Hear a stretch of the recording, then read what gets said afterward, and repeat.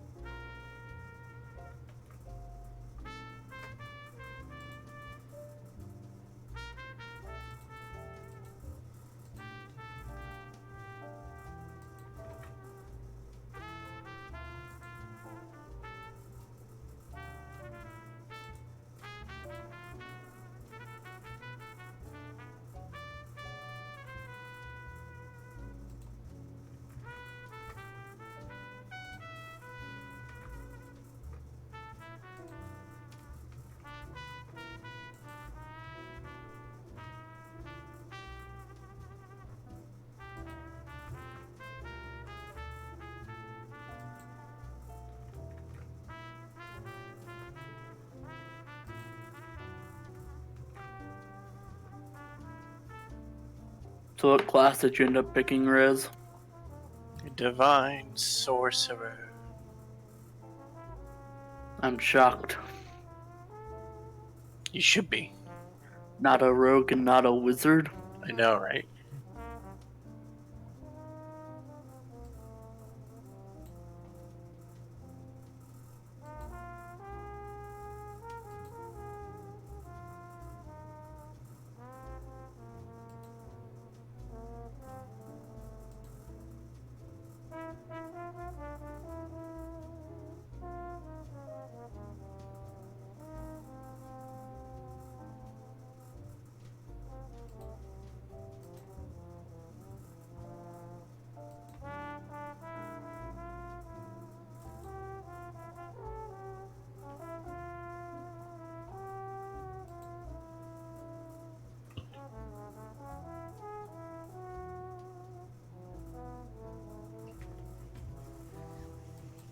Alrighty, how's everybody doing? Good. How Pretty about good. you? Alright. Oh, fine. Waking up, mostly. But here. Alrighty. Oh, that didn't tweet out yet. Tweet, damn you.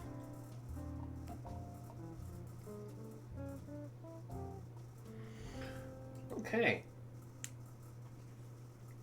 Well, this brings us to the second and final prologue for Forest for the Trees, Volume 2. I am, of course, Rindis, the Dungeon Master, and I will be bringing 3 players into the renewed world today, which means we're going to be taking a look at Ark, Keavah, and Rez. We're playing vastly different characters than the first 2 people, which will be very interesting because, boy howdy, getting you all together is going to be great. I'm sure there isn't an ominous event that will do just that. Sounds like there's an ominous event that's going to do just that. There might be. No, he just said it wasn't. It's true. There are no old Yeah, but gods in he- Battle for Azeroth. He had a tone. There was a tone. There are no old gods in Battle for Azeroth. That does... Why do you lie? I don't play with liars. Righto. So, I'm going to say... Ark, flip a coin. Roll 1d2. 1. Righty. That means we're going to do you first.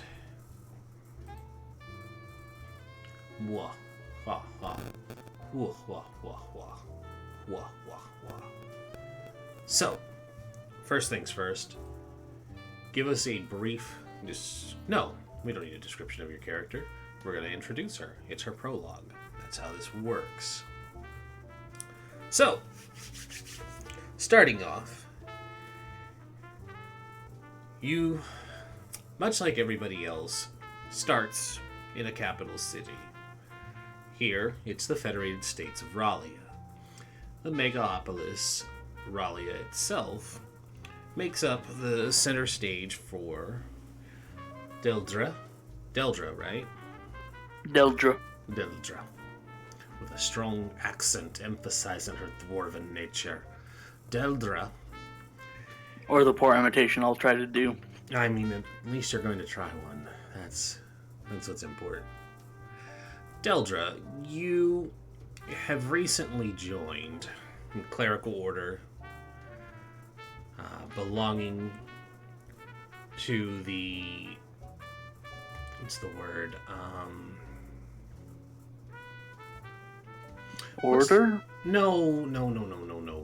The word for nationalized religion. There's like a specific word for it. Especially during... Theology? No. What it would be called, like, within a country if it was the national religion. Either of you two can chime in and help me out, because I know there's a specific word for it. What is it called? I'm Googling it. Yeah.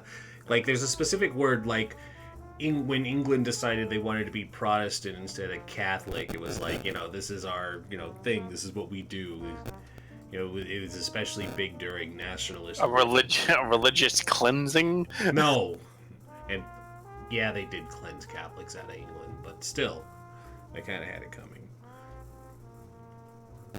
The only Wow. thing I'm seeing I'm able to find is state religion. Okay. Well, sure. You've joined... We'll go with that for now. I know there's a specific word, but for the life of me, it escapes me. But I digress. You've joined the established religion that makes up the Federated States of Rallia, which is the worship of the Divine Eight. And the Divine Eight each represent various aspects, usually that mirror an opposite, but in a sort of yin-yang kind of sense, not so much that one is good and one is evil, it's just that its aspect is parallel or opposing to the one, such as sun and moon, war and life, things like that. You specifically belong to a sect for the creation god, and you've been assigned to a temple that exists within the Pause. The Pause, of course, being a rundown section of Rallia that has been in a dire need of infrastructure for a long time. And since your god is the god of creation, it falls upon your order to kind of help bring that about. How successfully that goes remains to be seen. When you arrive in the Pause, you arrive to see that the neighborhoods are very much run down and neglected. Electricity is sparse here, where they can't afford even basic street lights. They're just oil lamps that light the way, or even magical ones that give permanence to the lighting fixtures that work on a more timed rate. They dim in the daylight and flare back up in the evening times, given permanency by magical users who cast it frequently enough. But the scene takes you down a particular street where, very much like the rest of the pause, there's a rundown building that's going to serve as your staging ground for your mission here within the pause. You find yourself at the Order of the Copper Hammer. And you know that you've arrived at the right place because you see the same forge and anvil symbol that makes up your creator god, whose name is fantastic and wonderful. And by fantastic and wonderful, I mean nobody actually knows what their name is because they are just called the Forge.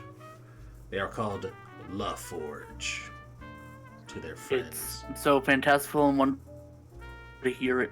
Yep. It is, in fact, the Forge. Steve the Forge Johnson. Yes, exactly. Steve to their their godly friends. You know, just chilling with Suni and Vecna and Steve.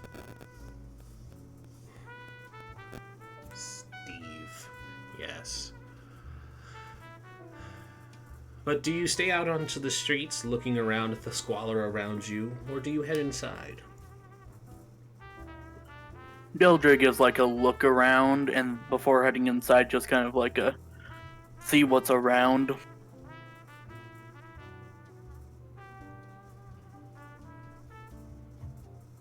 Creed? I just see Creed in the messages. Yeah, Creed is what a national religion is called. Ah, there we go. We found it. You put it in all caps, so my mind went to 40k, and I thought there was a Baneblade behind me. Also, yes. Right. So, yes, the national creed would be the Divine Eight. Anywho, you look around to see what's in the nearby area, and you see that there is a rather rundown-looking F-Mart across the street. Discount magical wares and supplies. The roads themselves are still largely cobblestone. They haven't been paved over, and there is a great amount of disrepair on them, in the such that several of the cobbles are missing, and in their place are large potholes that might have been filled with muddy water from the most recent rain. And it's strange because it seems like, especially this section of Bralia, gets an unusual amount of rain more than anywhere else to kind of help give that downward squalor. Like, you went up to the, nicer parts of the area, you might find that the Order of City Druids help keep the weather a little more pristine, but not so much here. But yeah, there's several denizens moving about the streets, mostly what you would recognize as familiars, but there is a half-orc perched up against the entryway to an alley. He's dressed in like a white button-up shirt, long sleeve, but rolled well past his elbows, to show off a number of tattoos etched into the mulled green skin. And he's wearing one of those paperboy caps, and he's smoking a stubbed cigar. And he's just generally looking menacing as he's not doing anything in particular down this alley entrance. There's The occasional human, but they seem largely out of populace here. By comparison, considering the pause is basically the segregated off section for the familiars, but it's also where just anyone who can't afford to live anywhere else ends up. So there is a bit of demographic mixture, but not much.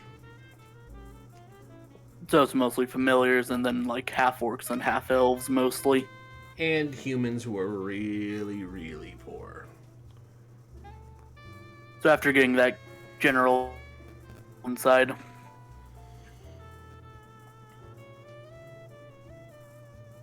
After that, you head inside. yes. Okay. And make me a perception check as you open the door. 22. As you go to open the doors, you are immediately brought to the attention of the poor state of even the doors. It jams for the briefest moment, and then it gives one of the long, drawn-out, rusted creaks as its hinges likely haven't been oiled in some time. Opening up, you are greeted with the low, dim flicker of electricity. The church being one of the few places that can be provided such a luxury. But even that isn't much, as they are just free-hanging wires with bulbs suspended from various points. It looks like they may have had chandelier fixtures here at one point, but these have long since either been sold or stolen or just outright missing. The church foyer itself is spacious for such a cramped and rundown section of the city. It opens up a long pathway for the citizens to walk in, with pews on various sides where they could attend worship or wait for the altar. But then there is also a back section that is open to the public that serves as a general purpose forging area. It kind of looks like if this had been, 100 or 200 years ago, before the war brought progress to the area, this might have served as a blacksmith that got converted into a temple, but they had left the foundations of the forge and built around it for the forge. Well, that's not going to get confusing, is it? Not at all. Little t, little f versus big T, big F. So, when you enter, you see that it's not currently inhabited in the main area, but there is a warmth coming from the back that shows signs that the forge is at least lit. Delre would probably take a walk through, starting with the bottom floor, if there are any more floors, and just kind of do a look through room by room, see if anyone is here. And it is, in fact, just a one-story building, but there is room to move into the back where they have storerooms and a place for the high priest to bed down, as well as a few additional rooms. But once you make it back into the forge, you see that there's another inhabitant currently there, but they're standing motionless. Give me a history check. 20. Perfect. You recognize this sort of individual immediately. They're standing perfectly still, motionless. Their metallic body is painted a blood red, and they're at a parade rest position with a glaive in the left hand, and currently the spot where eyes should be illuminated are dimmed out until you step in, and then they flash yellow and then red, and you hear, "Free, scumbag! What are you doing inside of the Forge's temple?"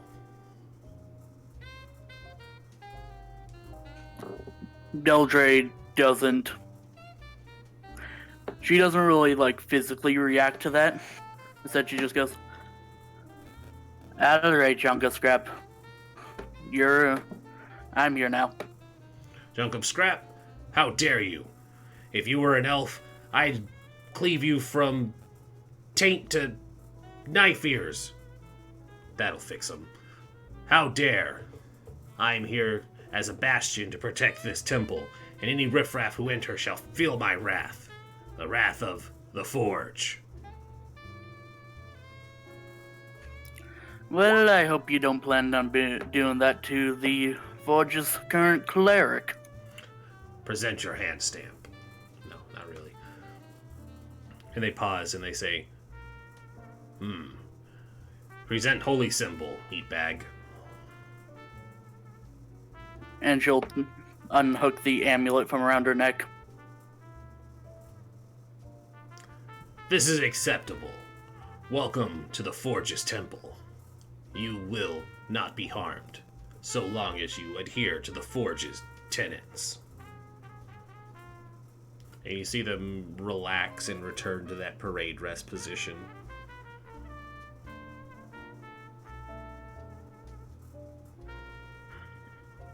Thank you. Now what should I call you? I am Vanguard.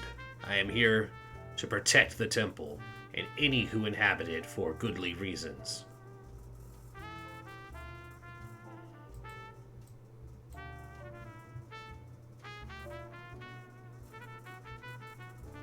Alright. Keep an eye out then. I'm going to get settled in. Very well.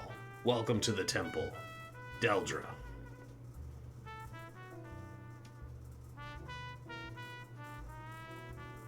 Before you go, know that the High Priest is currently out. When should I expect them back? Days, if not weeks.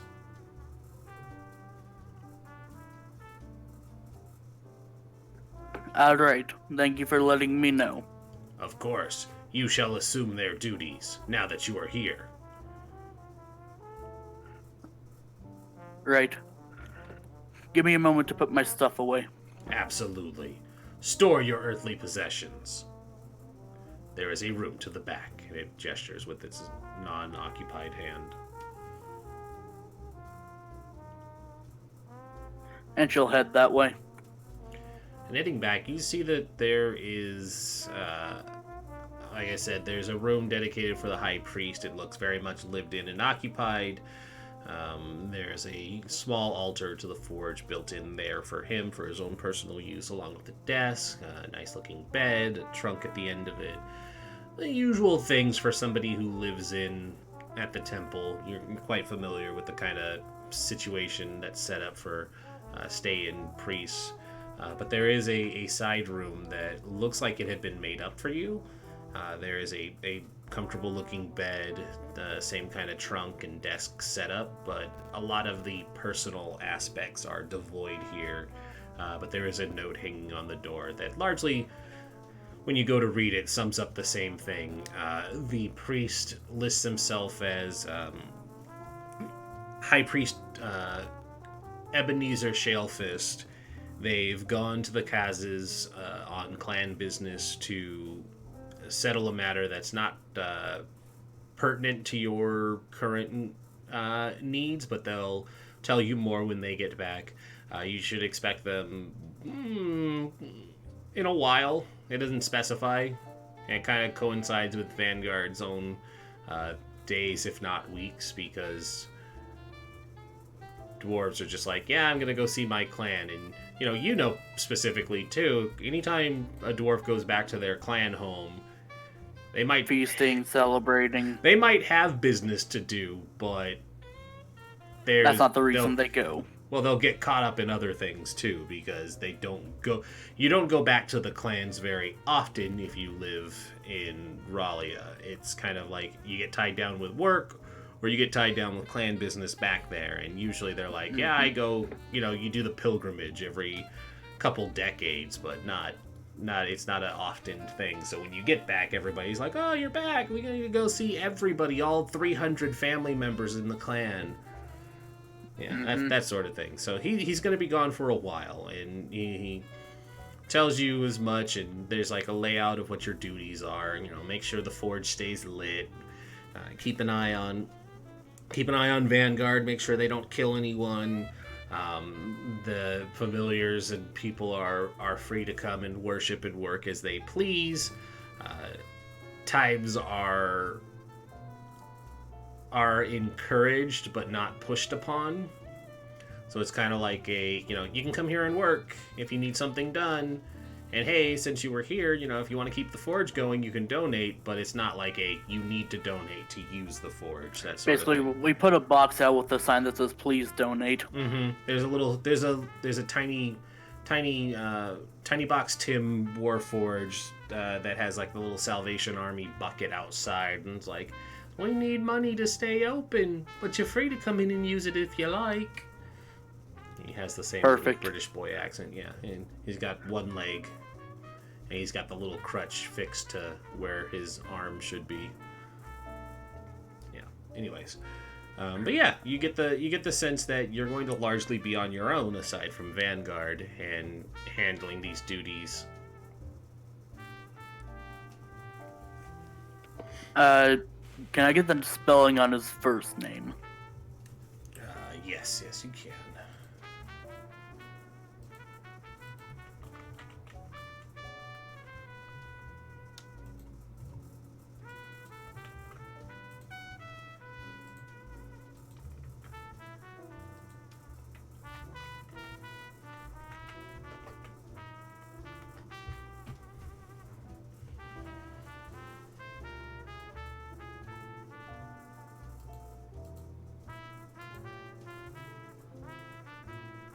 And then Delre will put her own personal effects away, set to close, and all that.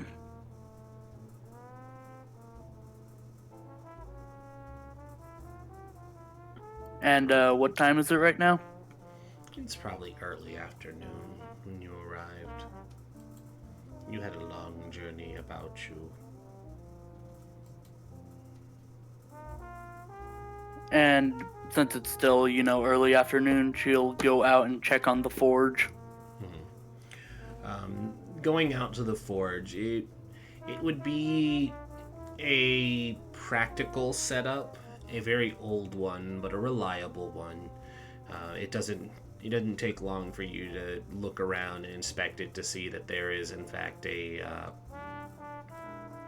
clan marking on it that assures that, it's been built with dwarven quality, so it's good for another 100 years without needing any actual maintenance unless something catastrophic happens. But in the sense of the word, it is also a very small forge by dwarven standards. It looks like it was made to be accessible and usable for the other races for their smithing needs, but it doesn't have any large-scale capabilities. You could probably get, mass-produce nails and door hinges, doorknobs, things like that for them, but if you wanted to be working on arms and things like that, it would take a lot more time and resources you don't really have available there. Yeah, she just kind of looks over the forge and just gives a big sigh. It's going to take a lot of work to get this temple back in working order. Exactly. And as you're kind of looking it over, Vanguard chimes in and says, "You should know, Delre, that there have been reports of riffraff in the area. I was left here to stand guard to make sure that there was no looting in the coming riots." Riots now, have there? What's that? There have been riots now, have there? Yes. The populace is growing frustrated with the state of things here. It is a good thing you have arrived to help relieve some of that tension.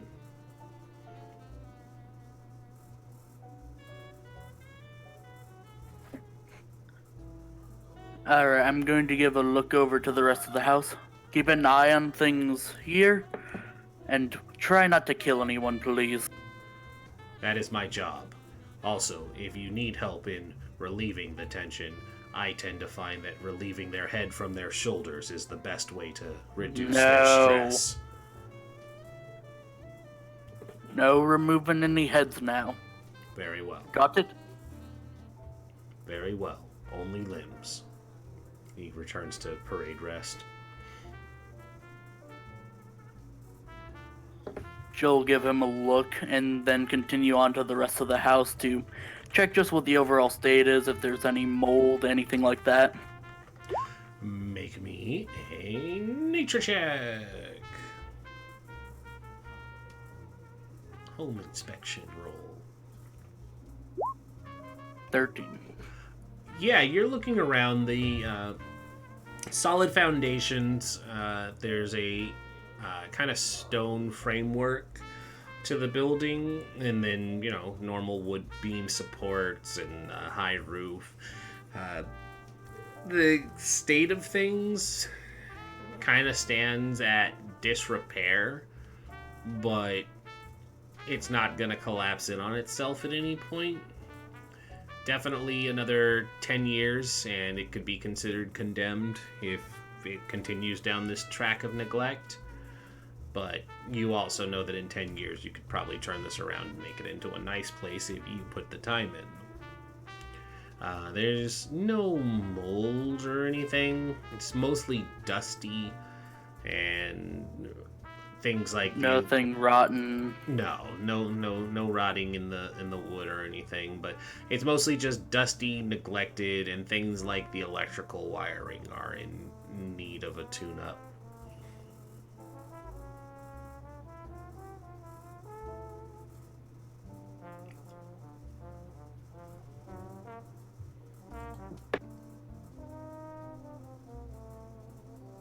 And with that overall inspection done, she'll open up the forge and start doing her work. Alrighty. So that'll require a... Oh, what's going on here, Roll20? What are you doing? I see you spinning. Is it okay? Maybe it's okay. I just see like a little loading bar freaking out. Okay. So give me... Remember when there used to be profession checks? Boy, howdy. Alright. Smith's tools. Yeah, you can roll some smith tools. Wisdom modifier. Yes, I'll say that'll work. 25. Okay. Yeah, so you spend the better part of the night getting to work. You probably assign yourself a project to be working on here. To kind of... Maybe like replacing nails or something right now. Something small, something that can... If there's rusted nails or ones that are broken. Something small to get you going, where you can start building up momentum. So in fact, you do. You start up the forge. You start melting down the metal bits that you're gonna need and crafting the nails. And you spend probably about 2 or 3 hours getting these nails produced, cooled, and you start the process of not only crafting them but even replacing them. Getting a good bit of work done, pulling nails and refixing them where they're needed, before one of the doors opens up and there's the sound of somebody entering the temple.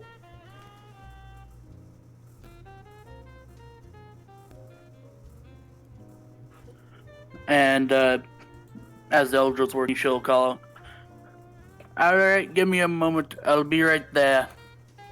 Take your time.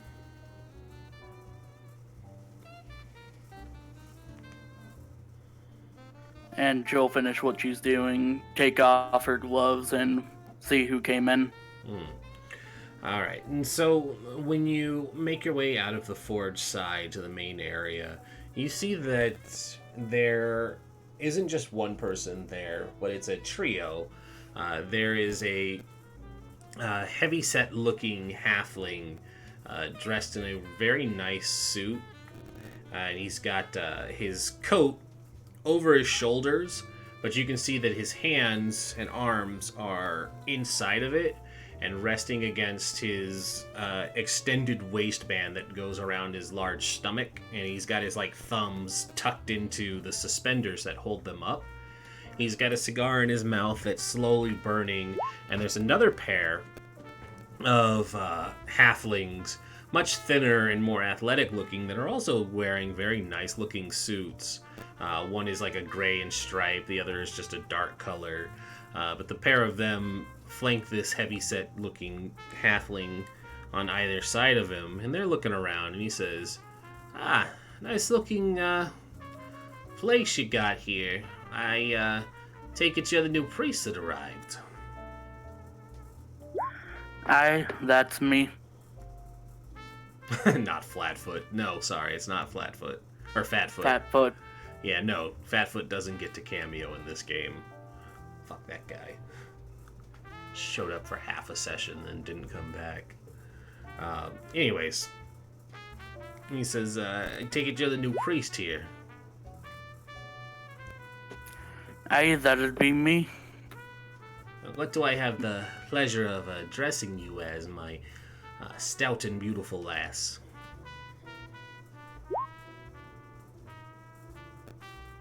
The look on Delre's face is very much just,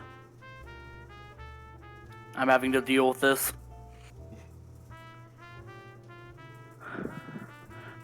Call me Delre. Delre Strongheart.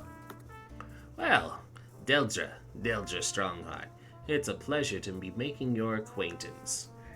I just wanted to introduce myself, let you know that we're the welcoming committee here at the Pause, and since you're new, to inform you that Ebenezer has an arrangement worked out, and that arrangement extends to you while you're here.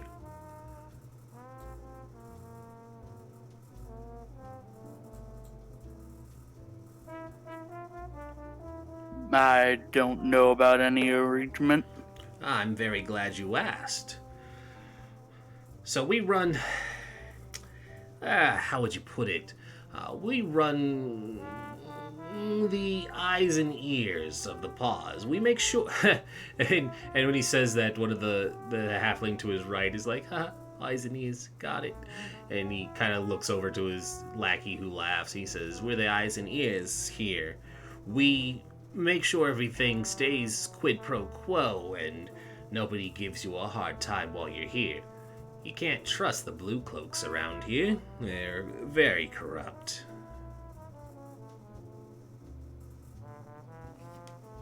Ah, so it's extortion then. And all three of them kind of like put their hands up and give that feigned wounded kind of expression, and they say, young lady, such a filthy word. We don't extort anyone. We just offer services for a donation. Much like yourself. Are you implying that your church extorts their faithful?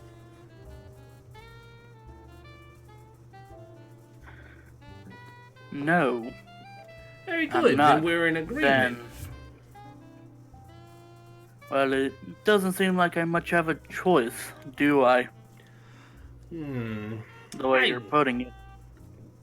I mean, you could choose to not have someone looking out for you as you're going down these dangerous streets in the Pause. It is very much your choice. And we would feel great remorse in knowing that something bad might happen to you if you befell an incident while traveling down our streets that we so thoroughly and dutifully look after. But if you choose to donate to our cause, then of course we're happy to make sure that nothing bad befalls you at the hands of blue cloaks or other various vagabonds.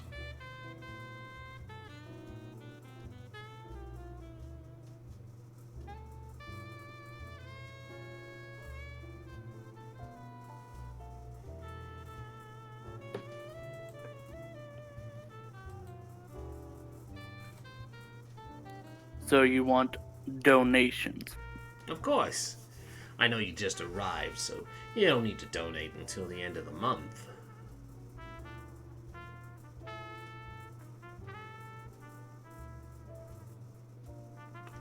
But consider this more of a formal introduction.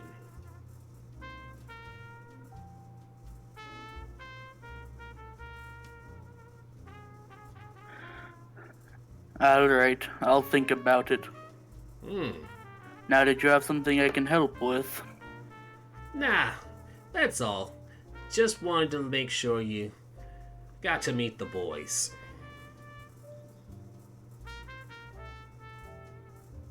He kind of takes a long drag of the cigar and exhales it.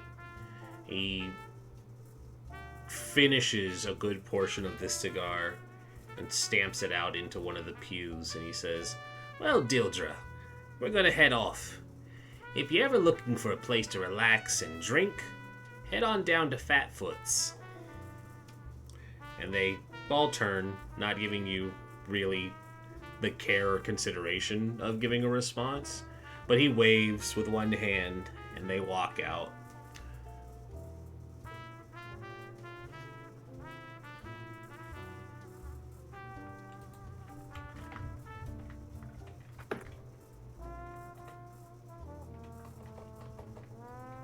Once he leaves, Delge just goes, "He's a cocky fuck," and goes back to work.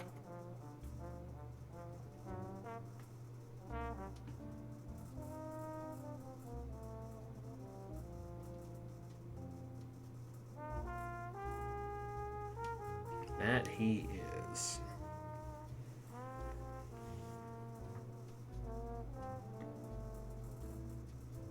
Make me another Smith Tools roll.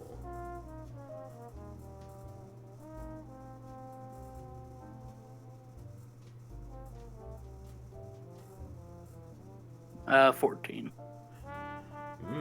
Maybe you were flustered by the visit, but your work isn't coming out as good as it could have.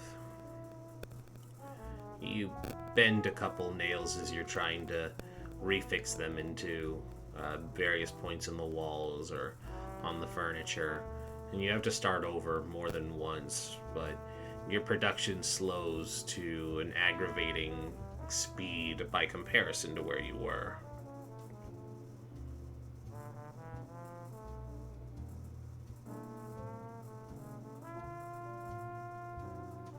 I don't think it's so much flustered, but more aggravated. Who's this cocky little fuck coming in here trying to extort money out of me? Exactly, you just got here. Why, if you had half a mind, Vanguard could have eviscerated all three of them. Then it would have been so much blood to clean up. Only reason I didn't really. But it's about this time that your dwarven nature also reminds you that all this forging is thirsty work.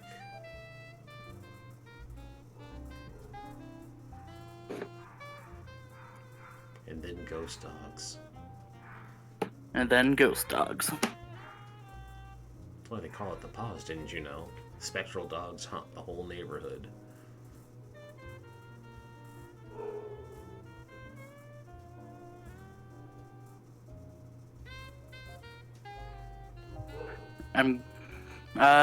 Yeah. Thirsty work, I'm gonna go check the storerooms. You find that there is no alcohol.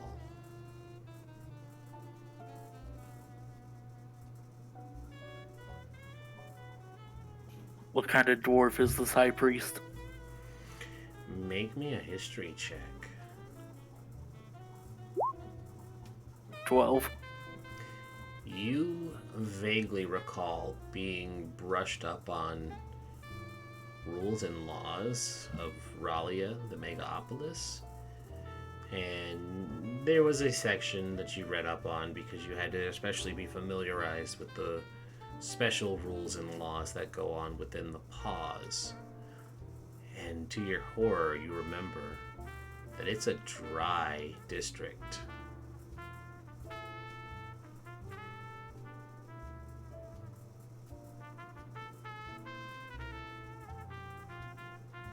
Ah, fuck.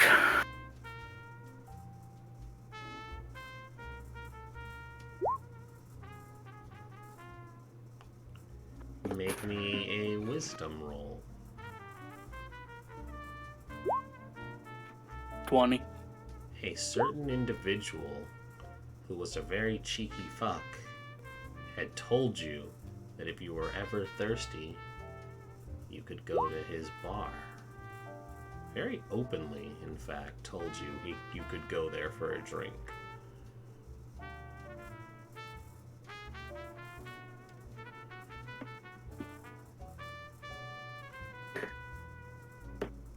Yeah, he said it was... Did he actually say it was down in the pause? Yeah, it's in the pause.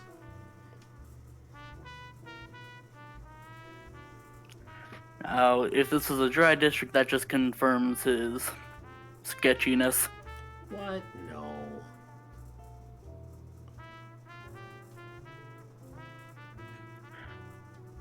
You know what? Fuck it. Delre's gonna check out the bar. Alrighty, so you head out into the streets. And you probably give it a good glance around. You see that you've been working for hours, and it was early afternoon when you would arrive. Now it's probably just after 8. The sun's gone down, and those oil lamps and magical lamp fixtures have flared up, giving a more illuminated state to this rundown stretch of street. You don't see any signs that indicate where a bar might be, but that half-orc is still hanging out on that corner alley. Hasn't moved much, still just kind of leaning and looking ominously.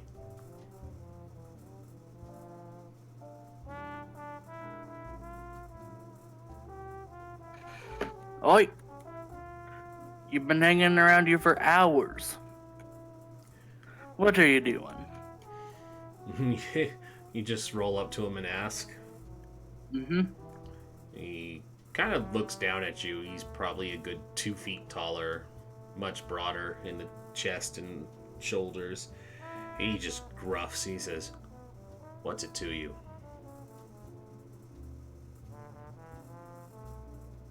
Ain't no crime in leaning against a wall.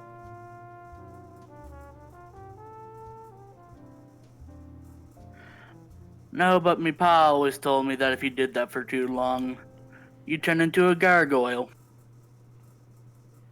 He just gives you a tusky grin.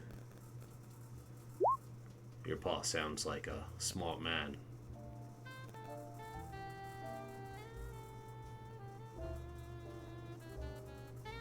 Sorry, what was that? He said your pa sounds like a smart man. I was. That's how he made it out of the last war. Well, mine didn't.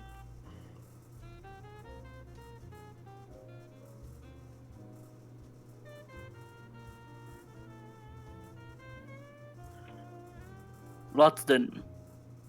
Many can attest to that. Yeah, that's true.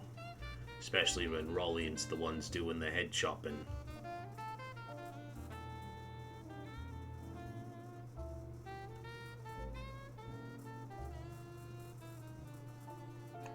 You still didn't answer my question.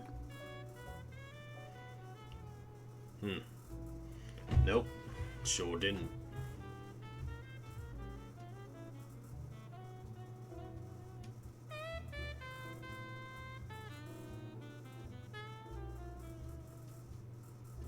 He just kind of stares at you.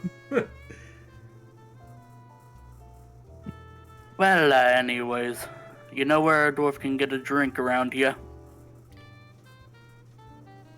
He looks at you hard for a moment, then looks down the road. There's probably some folks moving across the street. And then he stares at you again and he says, "You really are new round here. Don't you know it's a dry area? If you're looking for a pop, there's the old fountain."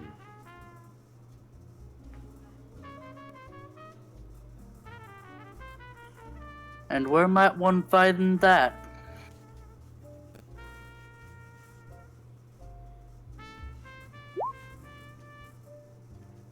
Soda orc. They don't call it soda, they call it pop. That over here, they don't. Deal with it. You're on the wrong side of the tracks there, familiar. You call it pop and you like it.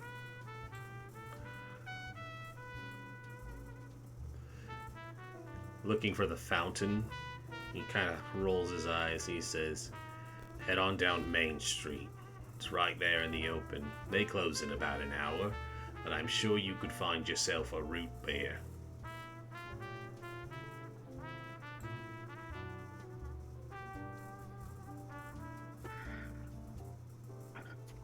Sure. Thanks. And she'll pause, looking for a name. He just kind of gives you a look and he says, Bertrand. Bertrand, name's Delre. I know it. I'm sure you do. And she'll walk off.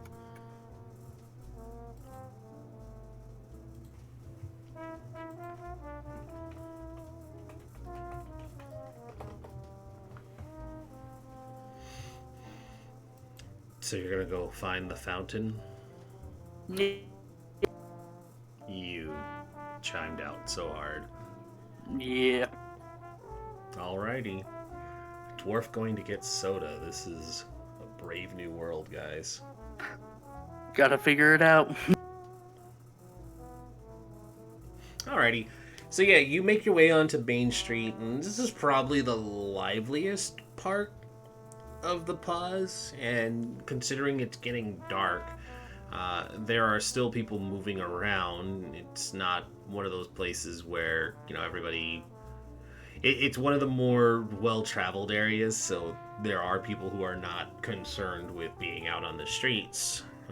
They can go out and socialize here. There's actually electricity that runs down this stretch of road, and mixed in with the various markets that make up this main street, there is one that's affixed to a corner intersection that's decorated up and looks like it is in fact just a ice cream and soda parlor, and it's fancied up, and you see that it does have a little sign in neon that glows that is in the shape of like a ice cream dish filled with a neon liquid, 2 straws, and it just says the fountain, and the little straws are spraying out neon soda.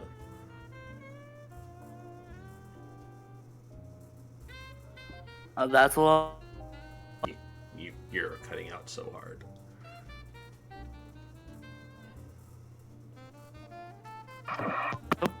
Nope, still robot.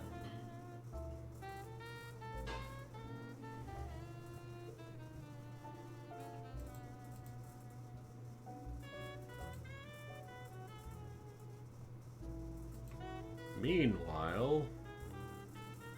Hello? Hello. Still roboting? Nope, you're better now.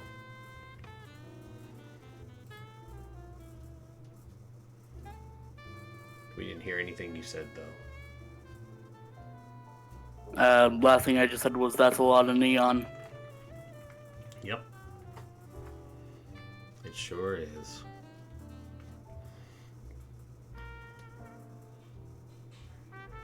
And she'll just grimace before going inside. And so you head inside, and when you do, the interior of the place gives the appearance that this is probably one of the better off establishments. It's got a nice linoleum floors, booths with like that kind of, I guess, just that diner look to it, where it's very clean and polished. There's like metal booth chairs with like that plasticky foamed back seating. The aluminum framework of them. There's probably a little jukebox playing some soft music. And there's people here sitting on stools near a bar that's being worked by a male halfling with dark hair and a familiar with short blonde hair and white furred rabbit ears. She's kind of moving back and forth, fixing drinks for people while he's working the register.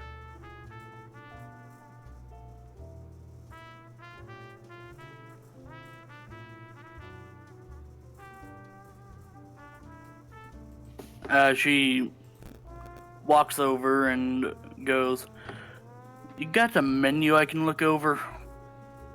Which one are you addressing? The one behind the register. He kind of looks at you. He's like, "Sure thing, doll. Hold on." And he reaches down and he takes out a laminated sheet of long paper, and there are various soda combinations listed.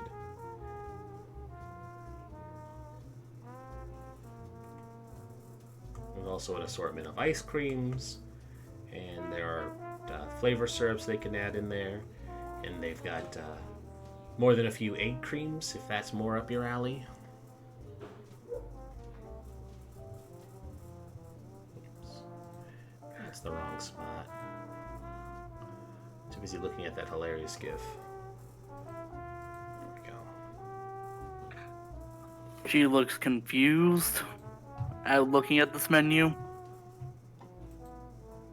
What's the matter, doll? You never seen a soda before?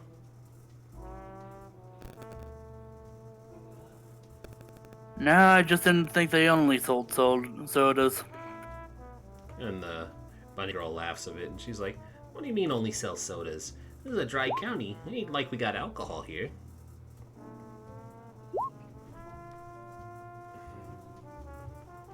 No, half-orcs are just weird. They call it pop.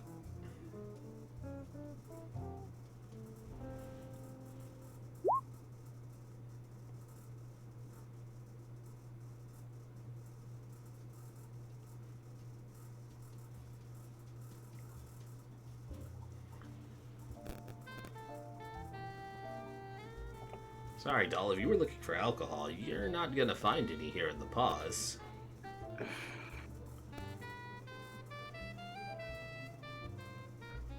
Yeah, I just had to see it to believe it. Well, seeing is believing. I could fix you one of those egg creams. They're to die for. Heavenly.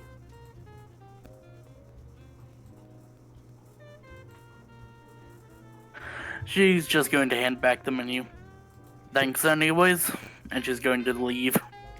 Well, alright, suit yourself.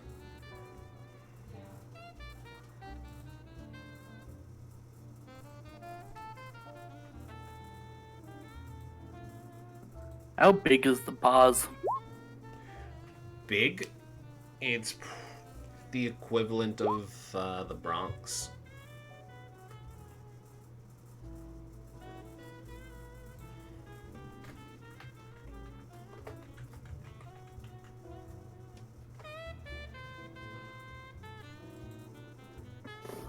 Okay, so pretty big. Pretty big.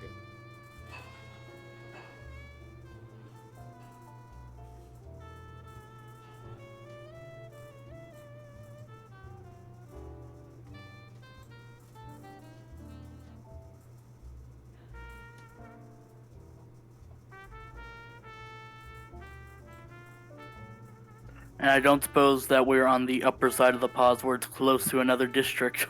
Nope. I mean, you're on the main road, so you could reach the monorail.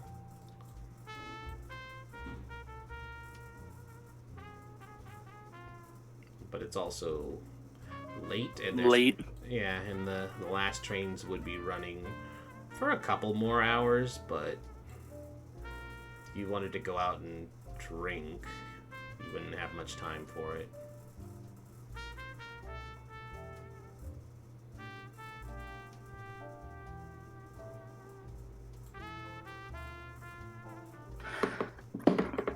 Man, Yep, it's crazy. so back to Bertrand. I was looking at the map for reference scale. It's crazy how packed together the East Coast actually is. Yeah. It's like you look at the entirety of Long Island, and all of a sudden you're right there in Rhode Island, and Boston's just around the little hook.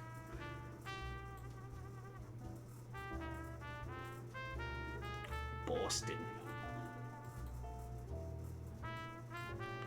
Alrighty. So where are you heading? Back to Bertrand, I think. Alright. So you've been gone I'm for going probably... to annoy this work. Yeah, you've been walking for about 20 minutes, and before long you do come back to the alley, and he's still leaving there. He's probably taken out a newspaper, and he's positioned conveniently under one of the streetlights, so it doesn't seem to bother him that he's just like right there on the cusp near the shadows, but close enough where he can read in peace.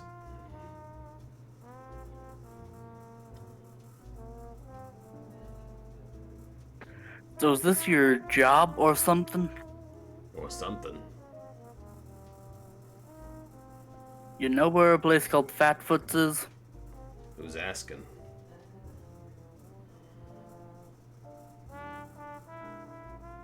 Me?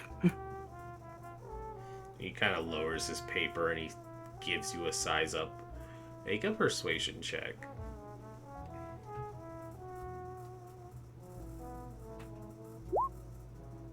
$12. He kind of gives you the once over.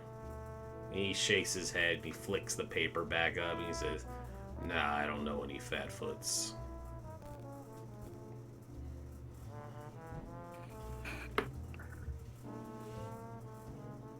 Do I believe him? You can insight it. Wow. It's kind of hard to read, especially with him focusing on his paper now.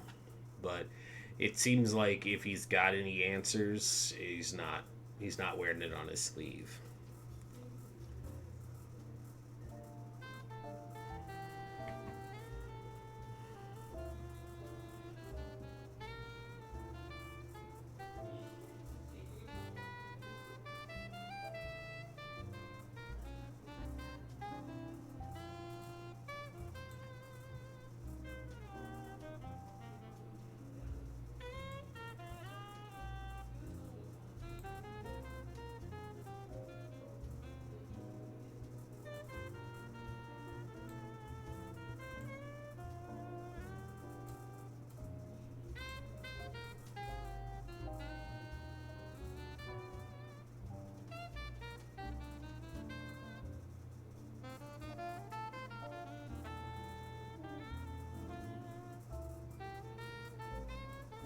So what's the plan? I started spacing while trying to think.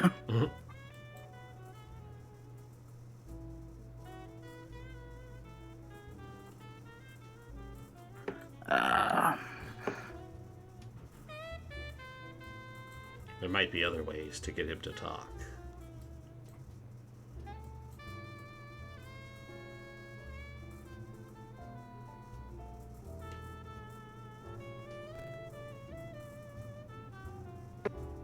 Really, I have no clue where they could be. Can't say that I do. Nothing could jog your memory. Depends.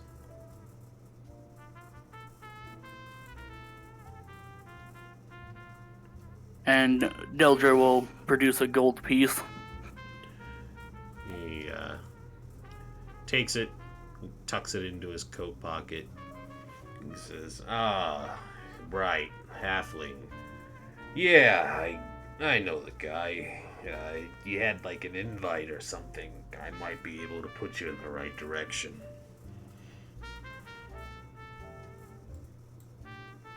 An invite?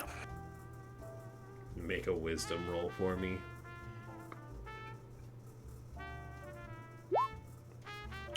Fatfoot told you about his bar. Mm-hmm. So I have the invite. Yes, that counts as an invitation. Okay.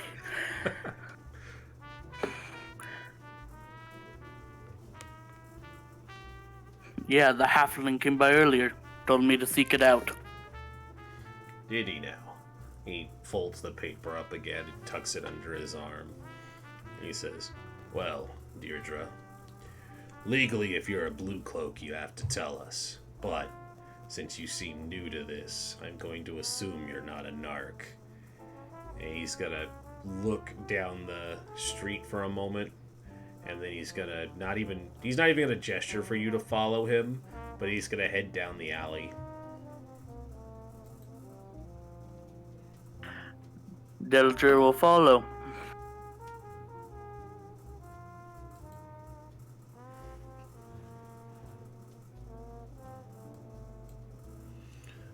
The two of you head down this alley, making your way deep into it, well into the shadows. And when you get to the end of the alleyway, he takes out a gun and shoots. He reaches a door that sits at the end of the alleyway, and he knocks on it 3 times, pauses, 4 times, twice, 2 more quickly, and then a very hard fist that reverberates against it. And then a little slide opens up, and the slide for him would be at it where his stomach is, and it's probably closer to eye level for you. And then you see him kneel down to get close and look, and he says, your guest finally figured it out. And then it slides shut, and the door opens. And he says, don't cause any trouble. I'd hate to have to kill you after just meeting you.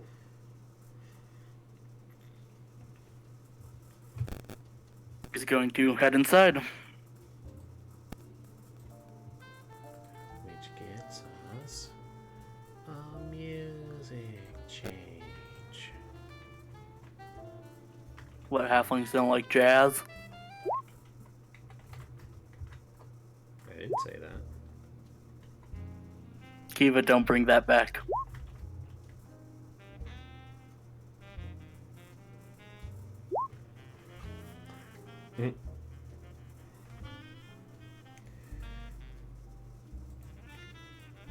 Yeah, did I mention that he was a bard this whole time? He's a valor bard who uses his fists. It's a valor bard / monk combo. Mm-hmm.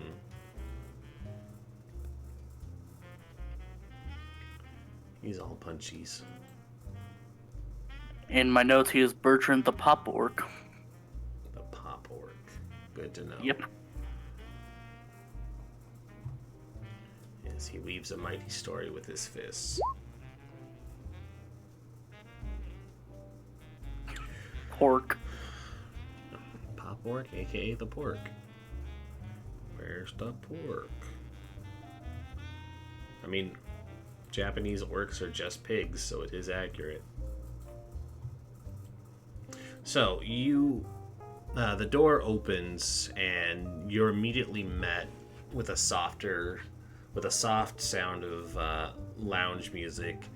There's a smoky atmosphere to this place, and whereas the alley was dark, this place is illuminated, but dimly so, with kind of a red lighting to it, very much reminiscent for real world application. It's very much a speakeasy nightclub kind of feel to it, and it's very Basically like if you've ever been in a casino, it's dim and you aren't really sure what time it is while you're there. Yep, it's dim, it's smoky, there are no windows.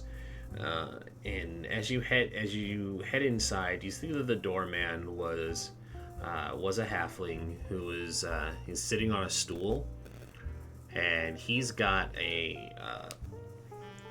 there's a what you would recognize immediately as just a shotgun that's propped up against the wall, well within reach for him. And when you think back to when, the little slide opened up for Bertram, it is very much in gut range, so it's not good for taller folk who are trying to come in uninvited. I mean, it would be much worse if you took it to the face, but, you know, a shotgun blast in the gut is a very rude awakening, too. Shotgun blast anywhere is bad. Especially at point-blank range. But he doesn't seem to pay you any mind once the door is open. He goes back to his seat, and he has, like, a little book that he's reading. But the open parlor leads down into a common area where there are a number of tables and chairs, and there is a bar fixed along one side of the space. And there is very much more individuals here than what you saw on the street. There are an assortment of different familiars, a couple of half-elves. There are half-orcs here, but they look like they're just standing as muscle.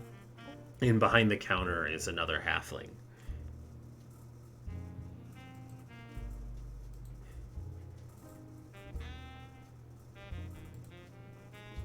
Delre will go bar. You arrive at the bar, and the little halfling at the bar is dressed in nice slacks, suspenders, a shirt that has the sleeves rolled up, and is generally like polishing a glass. And they're like, "What can I do for you?"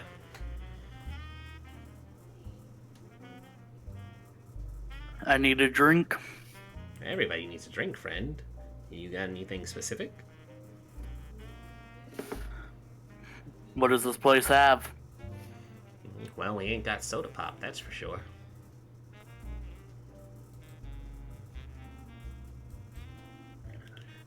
He kind of Just give me something strong. Okay, I was like, he's giving you that suspicious eye where you're like, what do you have to drink in this shady speakeasy establishment, friend? Wink. Yeah, and so you say, give me the strongest? Something strong. Something strong. He says, well, all right. I suppose you're paying. And so he grabs like a little... he goes to the side of this bar, and there's one of those bookshelf ladders, and he kind of wheels it, and he goes right for the top shelf, since you said get me whatever. And so he goes right for the top shelf, and he looks through a couple of decanters, and he's like, here we go. And he grabs a crystal decanter with a greenish liquid in it, and he brings it down. He takes out a very small shot glass, and he's like, you're gonna like this one, friend. He pops the cork on it, and make me a perception check. Oof. You're not sure where it comes from, but you hear the faint sound of small children crying. And then he pours you a glass of this greenish. He pours you a glass of this greenish liquid, and he says, "There you go, friend. Enjoy." How much? Orphan tears, 10 gold.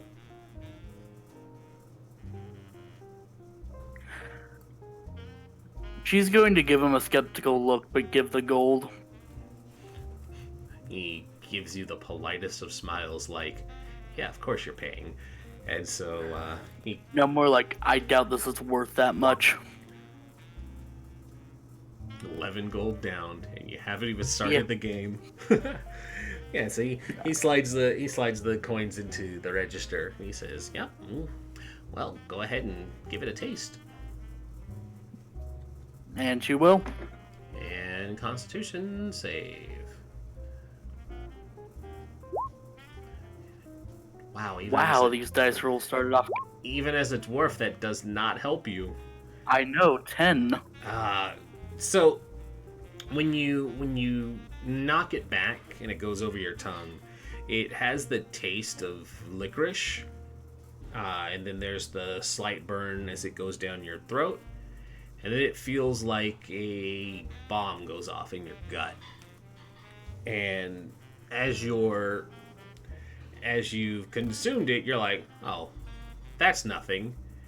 And then you're hit with a feeling of uncontrollable sadness, and you hear the crying again for the briefest of moments. It's just the sound of children crying, and then it fades but the feeling of just soul-crushing depression hangs with you.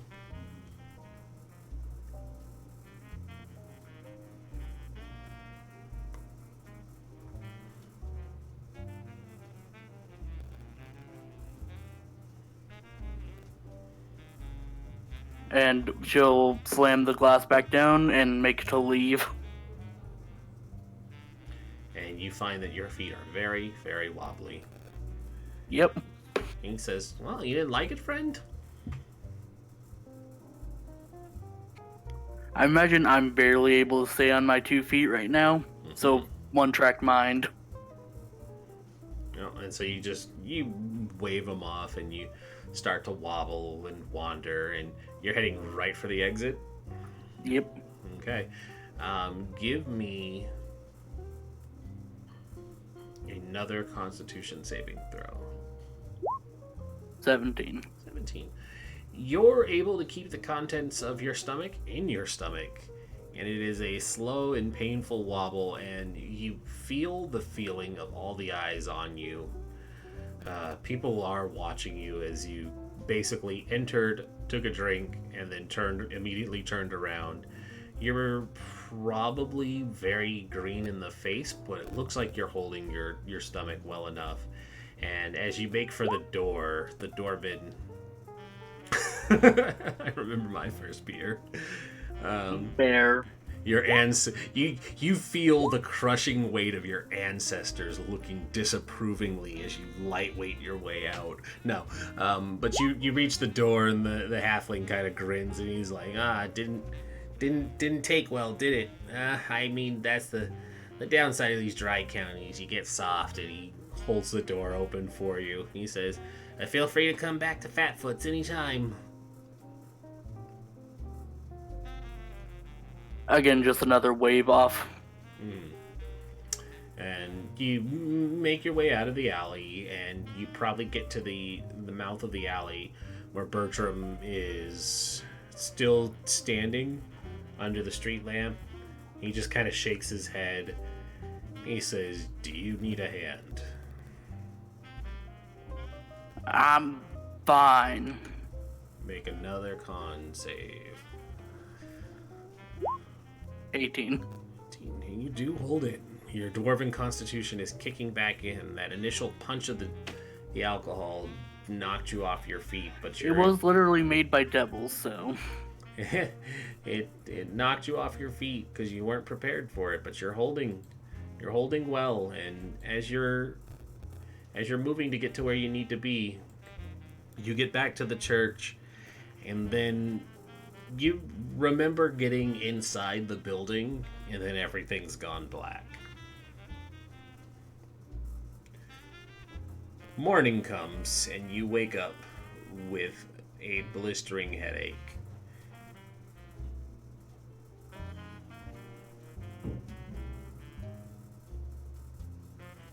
It doesn't help because there's a sudden pounding at your door.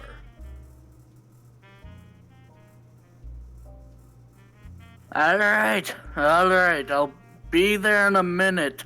The sun is up, and therefore you should be up. You should not waste your day away, fleshling. Furthermore, I am to inform you, there will be a protest at the main square today, near the factories. We are on high alert.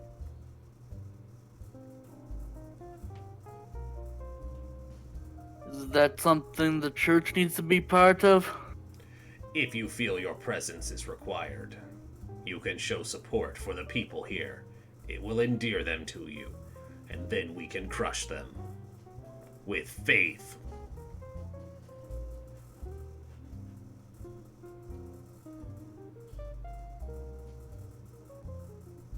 Alright, I'm getting up. And so you get up and make ready for your day, and that's where we're going to hang up your prologue. A nice introduction to Deirdre's horrible new life. How could they put me in a dry county? They knew what they were doing. This is actual torture. It's literal torture. At least you got put next to the speakeasy. Yeah, that's fair. Yeah. And Ebenezer knew what he was doing. Sure he did. Yeah, that's why he's not there. Anywho, we're going to take a small break, then we'll come back, and we'll take a look at the other two riffraff. Hey, Riff and Raff. you don't know that. Beldro's not riffraff. Kinda do. Alright, anyways, I'm stepping away. We'll be back. So am I.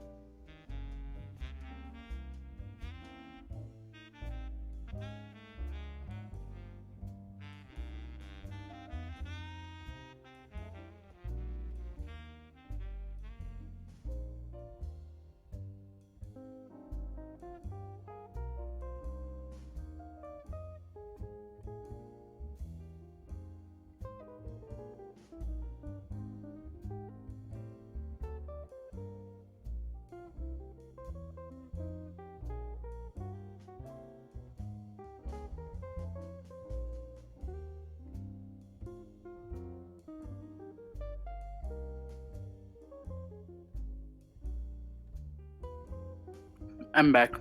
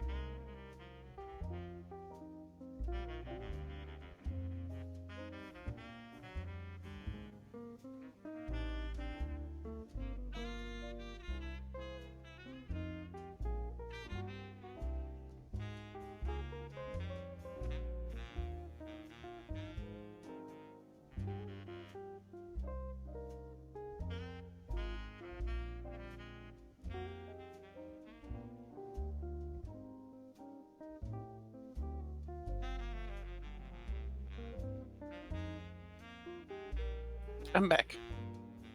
Welcome back.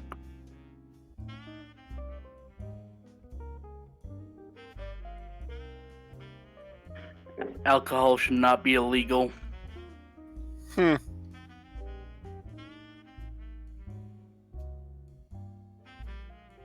That's why the familiars are so angry. There's no booze.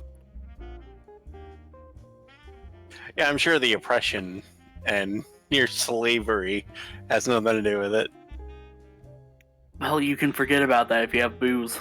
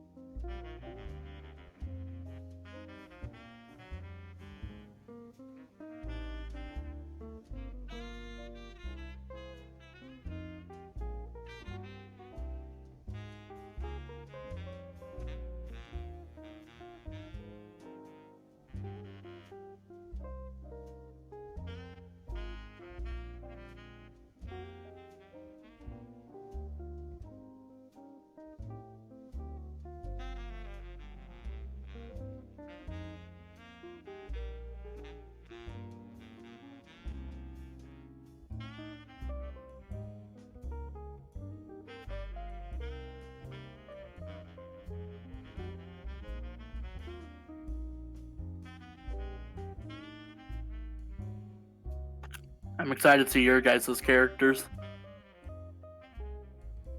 Yeah, it'll be fun. What kind of familiars are you? You'll see.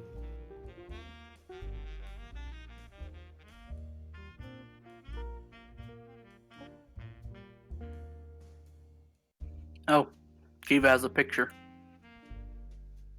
Those are very large ears. You're very large ears. Shut up. You don't have to mention them. What? You don't have to mention them. I don't think you have large ears. Have you seen my face? Yes. Oh. I had headphones on in all those. You took them off. Did I? I don't remember anymore. Yeah, you did. Because you took a break and you stepped away. Oh.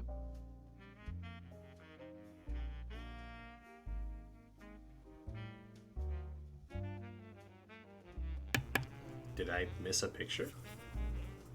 No. No. Remember when you got... It was the charity game that you and Ark Outro. were in with Outro. You all have And face Saint cam? Card. Yeah.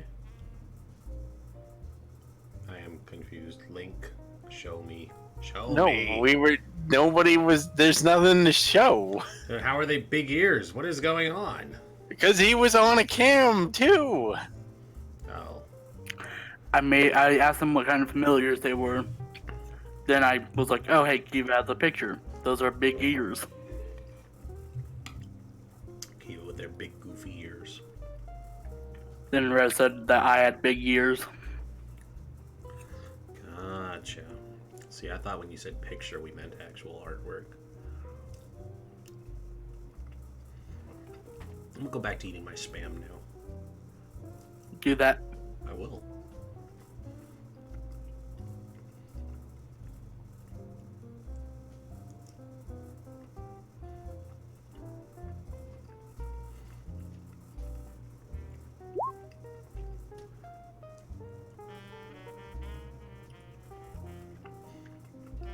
Keavah is here, BTW.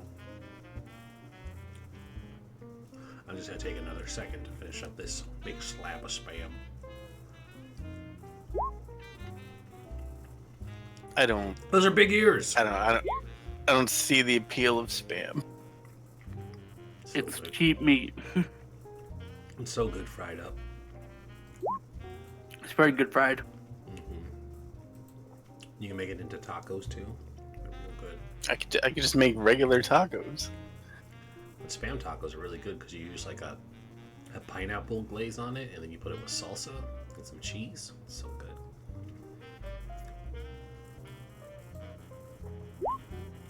Those some big ears, yo. Hungry. That's why I am eating a burger. Burgerific.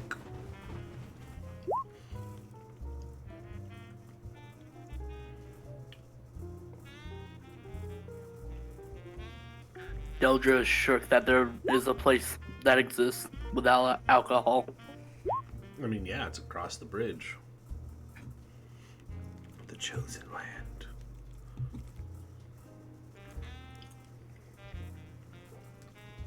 We'll go drinking with Ozzy.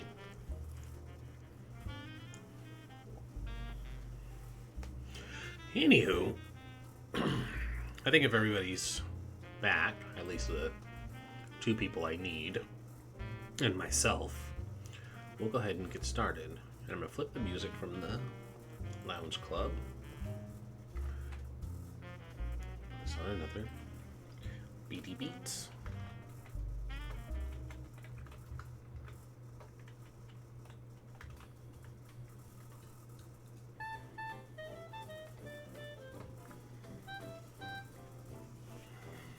So, we find ourselves rewinding time, going back to the day before, the day when Deirdre had arrived in the pause, and during the same course of events that Oswick and Azalea had all followed leading up to this point. But it's a day before the planned protests of the familiar rites at the factory. And we descend again on the pause within the Federated States of Ralia, the megapolis of Ralia, simply called Ralia. Here in the pause, things are not good. It's where the second-class citizens go to live because they can't afford to be in the main part of the city unless they're working. Being able to have property outside of the pause is unheard of for a familiar, a half-elf, or a half-orc. But more to the point, familiars who are considered below even half-orcs and half-elves. Half-elves have the unfortunate they have the circumstance of being the offspring of their enemy, but through no fault of their own, and are seen with mistrust, whereas half-orcs are a product of things beyond their control and are looked down upon with confused sympathy, and the burly nature and their rough exterior kind of prevents them from moving up in society that the main races are allowed to enjoy. But familiars, they find themselves in a place that genuinely doesn't want to accept them beyond the servile role they were created for.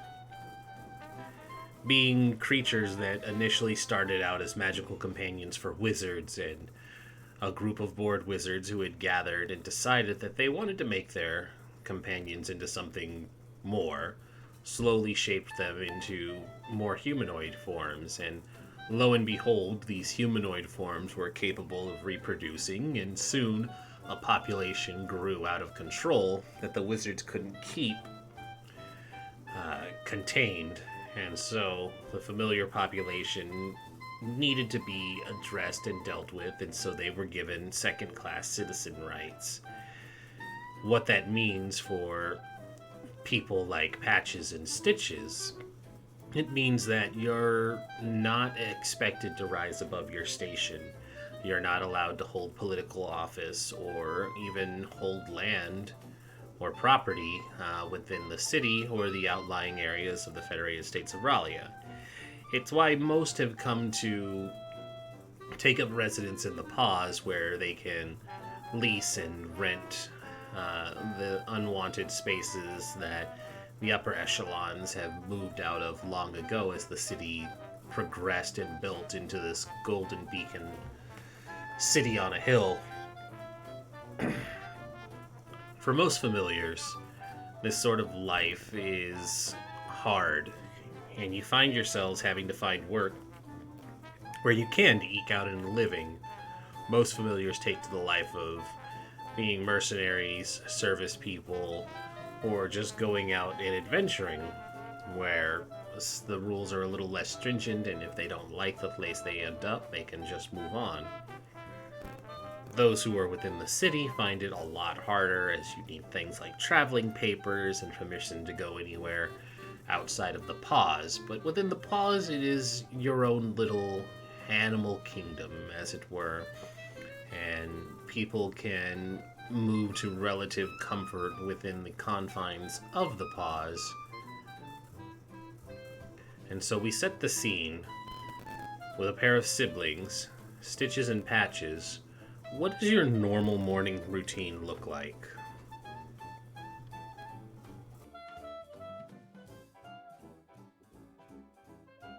You want to go first, Keavah? Oh no, after you. Alrighty.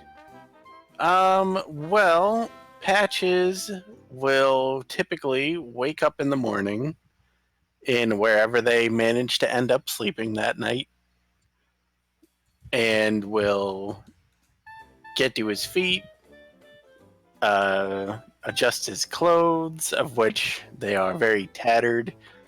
The nicest thing that he owns is a patched up long coat that he obtained from somewhere, in quotation marks, and he really likes it, but it's gotten pretty worn and beat up over, wearing it down here because it's a rough place to live. He'll kind of dig through his pockets to find some food that he has stashed away, and that's what breakfast is. It's typically not ever good. It's usually kind of gross and old, but you make do with what you have, right? Then he'll look around and probably nudge his sister awake if she's not already awake. And that's a typical morning for Patches. Yeah, basically the same thing for Stitches. She's less covered. Usually a lot of bandages, either to cover wounds or just because it's minimum clothing, and that's just her preference. Usually in some sort of state of battered or bloodied mess. Kind of hard to tell if it's, like if that scab is like a fresh scab or if it's just some blood that's been dried there for a while. Who knows? She's missing a tooth, one of her right front teeth, like directly in front of her canine. And across her face is this like long, ugly scar that still has these like thick, old, ropey stitches that go through them in a really shitty patch job. You're not really sure how old the scar itself is. Maybe it's kind of fresh, or maybe it's just too much of a hassle to get those stitches out. But that's what she's got. But yeah, she carries around a big. Usually, whenever it's working time, she has a big, almost like sledgehammer-like maul for construction. Is typically her go-to. She prefers muscle-style work, and hanging out with her brother, trying to get by.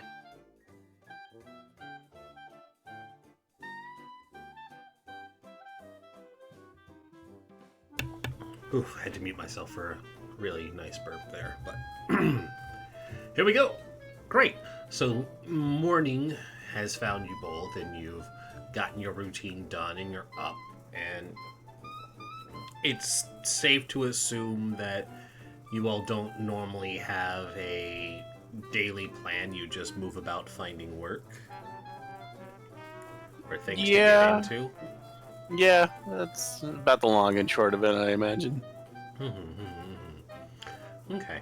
And so, you've spent a lot of time on the street, so you're familiar with the places that do and do not look for work for... Oh, excuse me, suddenly very burpy. All that food I probably shoveled in.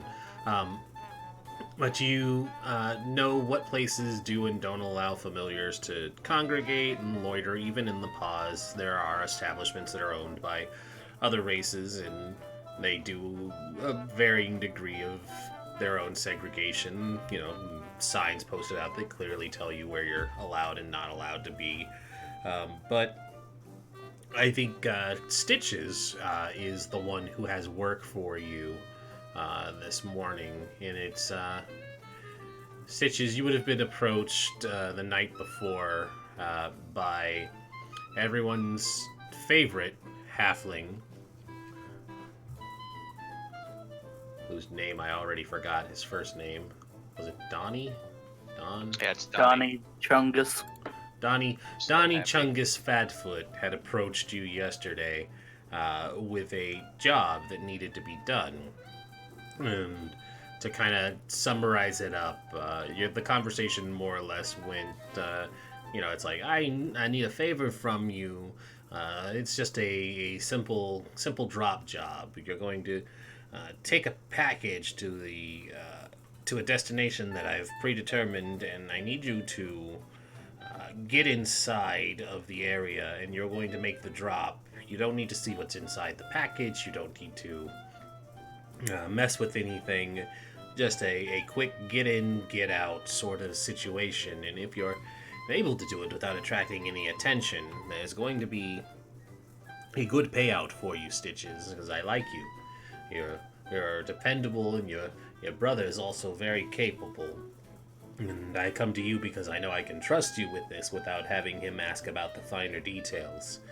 And yeah, he hands you a wrapped package that looks like the typical birthday box. And it's like it's got like a blue wrapping paper on it, and then a red bow that kind of holds it in place. And it's a little heavy in your hands, but he passes. Bigger or smaller than a football? It'd probably be like a hat box size. All right. So no big deal. Yeah, it's not like encumbering heavy, but it's heavy. Like, it's enough where you're like, oh, that's heavier than I thought for this box. Yeah. And he puts the box in your hands, and then he sets a coin purse on top of it. And he says, this'll set you and your brother straight for, a little while if you make this drop. And that's just the first half of it, Stitches. If you get this done without any issues, the other half will be waiting for you. And inside of the pouch is 20 gold. Ooh. Yeah, so it's a very nice payday for. So yeah, that's a good job. All right. For such a milk run. We're definitely just delivering a hat. Yeah, it's fine. Wink. Yeah, it's don't fine. ask questions. Don't We ask don't questions. ask questions here. For 10 gold, I'm not asking a damn thing. For 40 gold, we ain't asking shit. Pretty much. You know how many moldy pieces of bread 40 gold can get us? Yeah, that's like We can buy our own spoiled trash living can. for like 3 years. We can buy our own trash can. Yeah, hell yeah. Yeah, no questions asked. Nope, not a one. Absolutely. No. And so he says, good. You're going to take this to the security office outside of the factory. And when he says the factory, it's the factory. It's the main factory in the pause where most of the familiars work, and it's currently the place where most of the protesting has been going on. As familiars, and you probably have done jobs there because they hire on irregularly. For we've it's like a time or two. yeah, well, not even to scab. It's just kind of like temp jobs. They're like, we need 20 people to do 10 hours here and 10 hours there. Just upping production. And so you guys have done these quick hire on jobs, and that it's long hours, terrible conditions, and they generally do not pay as well as it sounds. Because they might be like, yeah, you'll get paid 5 silver for the day, and then all of a sudden you'll get paid or you'll get deducted. You'll get deducted for your production quality, facility costs, equipment, materials. They just go down a list of things to deduct.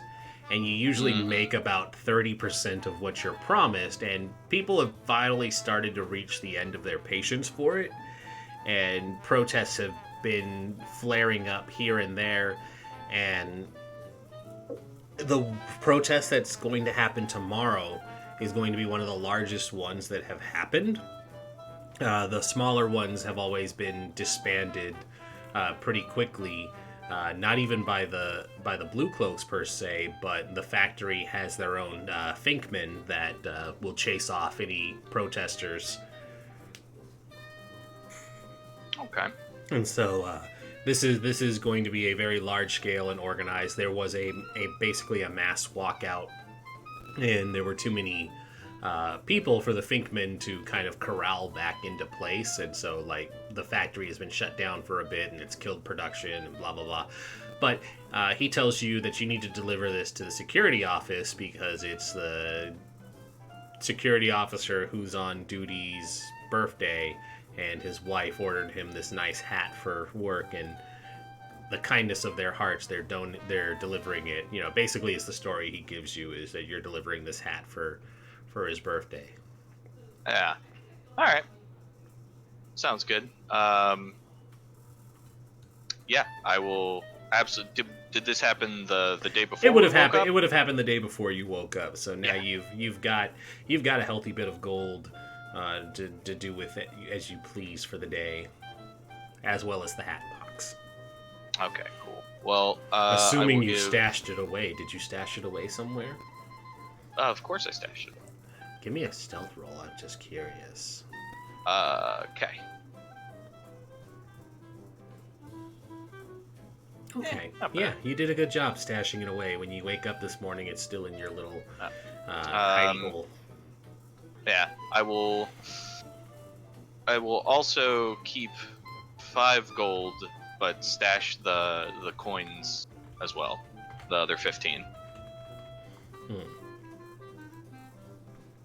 Because it's just a bad idea to keep all that money on you. That's how people get robbed. We're gonna get shanked in our own alley. Exactly. Down your own stretch of alley, yeah. And, I mean, it's not necessarily your stretch of alley. There's probably 1 or 2 other people who bed down this stretch of alley, but they give you space. You know, you all don't necessarily huddle together unless you have to light up a barrel for warmth. But it's early summer, so it's not too cold during the day, but... You know, it's not barrel warming weather. It's not barrel warming weather, and it had only rained a couple days ago, so it's mostly dried up too. But yeah, you have the day to yourselves. Do you have any plans?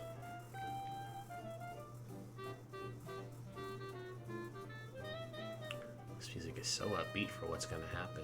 Yeah, really. I know, right? Hey, Stitches. Yeah. We doing anything before we drop that hat off? I mean, I don't know. I could go for a burger, like a wrap. So I mean, we got like 5 gold. Don't say that too loud. What are they gonna do about it? And I kind of like flex at nobody. Yeah, the wall super impressed us. Just flex on the wall. You hear the camera follows the echo throughout the whole pause district. The 5 gold. Gold. Yep. Gold. I'm making it rain. You throw up 5 coins. Ha! Ow! That one landed in the eye. You see all the other alley bums immediately dive on your coins. Right. But yeah, no, I don't. I mean, I don't got no plans. We, this is a quick drop off, in and out. Bada bing, bada boom, no problem, right? So. That's what you agreed to. Yeah. You know what? I stashed it. Let's go get it. We'll pick it up, and if anything distracts us along the way, then it distracts us along the way. No problem. It's gonna take us all day to drop off this frickin' package. It might. I mean, we got all day to do it. I'm just saying, we're a distracted couple of people. You make it out of the alley before something else shiny passes you by. Pretty much, yeah. Yeah. It's a miracle, but we manage. We picked this alley specifically for its lack of shine. And so the 2 of you do come out of the alley, and it's not far from Main Street, but it's very much off the beaten path. It's a rundown set of buildings on each side. There's a closed down F-Mart that looks like its window had been busted in and it was looted a couple weeks back. But nobody's really come through. Occasionally a uniformed blue cloak walks down, but this is like you see one, every other hour because they don't like patrolling these areas. But they're very much armed. They have a side short sword and a rifle slung over their shoulder, but they don't talk to anybody, and they just kind of make their rounds quickly and then disappear, out of the area without ever doing anything. And they travel in pairs. They don't ever beat cop alone like the old-timey bobbies with their rounded hats and thick Irish accents and rolling pins. They definitely carried rolling pins, don't at me. But actually... Yes. So, as you guys look around the streets, there's a few people moving about their day. Some people just kind of like picking through some garbage or making an attempt to clean up. There's a paper boy at the end of one street. And then there's a familiar individual who's... That shit ain't funny. It's our word. You don't get to use it. Our freaking word, man. But doing a Boston accent, actually, that works for me, so that's going to be how I'm going forward. There we go. They're hanging on the opposite corner of the newspaper boy, but I think Patches recognizes them. It's a fox familiar. She's wearing a nice cap and a very obvious long red coat with like breeches and a tunic or a shirt, because this is not medieval fantasy anymore. But it's a long reddish coat that has like the collars up, and she's leaning back, and she's basically blatantly filing her nails with a knife. What was spelled danger? Danger. Yeah. Danger. What's her name?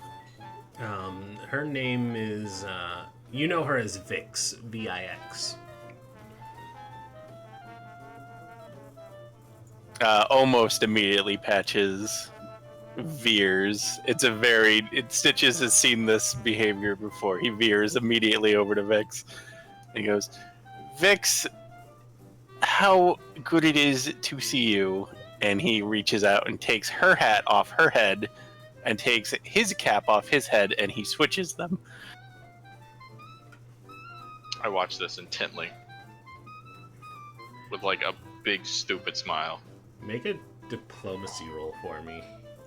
Yeah. Diplomacy, what's that? I want to gauge this reaction. Well, he's a sorcerer, so he does have charisma. I have some charisma, people. but I don't have diplomacy. I have persuasion, if you would like me to roll that. No, I want diplomacy. Do it, nerd. Fine. Alright, fine. This is a Pathfinder second ed game now. Fun fact, everyone, diplomacy is a subcategory of persuasion, so even if I ask for it, it's still correct. You know what? I deserve that. Well, there you go. That's what you get for being a smart ass. Pretty much. The second you take off her hat, there is a like quick right hook, and it's not one of those where it's like, fucking touched my hat, how dare you, I'll kill you. But it's one of those where like she just checks you really quick, and she's like, what'd I tell you about touching the hat? And she smiles and then picks you up off the ground, because she probably hit harder than you could handle because you're a wizard. I'm like obnoxiously in the background, like one hand on my knee, one hand in the air, just like, ooh. Don't ask your damn opinion, Stitch. Sick burn. It's a nice hat, Vix. I know it is. That's why I like keeping it on my head. And your hat has fleas. My hat does not have fleas. He absently scratches. No. And she just kind of like teases, and she's like, yeah, and your hat has fleas, and she tail wags and stuff, and she looks at you and she's like, so what are you two troublemakers getting into today? Pretty much whatever the day throws at us. Ah, I see. Hey, you two look like perfectly capable individuals. That would be a lie. but I will accept it as true. Wow. You know, Patches, confidence is really important when talking to a girl. I was making a joke, Vix. Oh, I know. Comedy is a second important trait. You know, the three rules: kind of cute, kind of sexy, kind of funny, but not funny looking. Thankfully, you're not funny looking. Pauses a moment, just like, shit, which of the three am I? Or all of them? The world may never know. Probably not. What would two upstanding citizens like us be able to do for a lowlife such as yourself? Well, I am not a lowlife. I am what you would consider one who thinks that the rights of our people, the familiar people, is one that has been downtrodden for far too long, and I think that two capable individuals like yourself might be inclined to also think in such a way. Haven't you ever thought that your life could be better than sleeping in your alley and digging in your trash?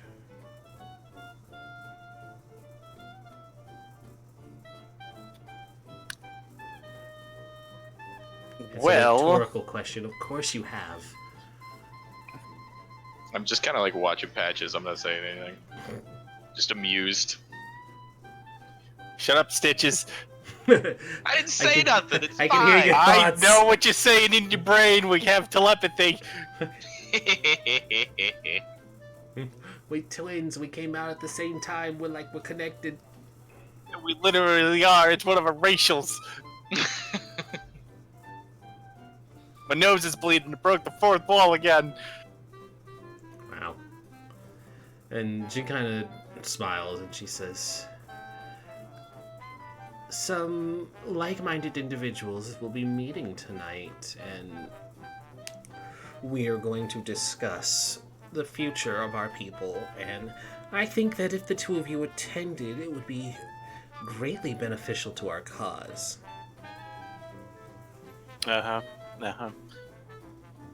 And not just our cause, but your cause as well, because this is an issue for both you and your sister, of course, as familiars.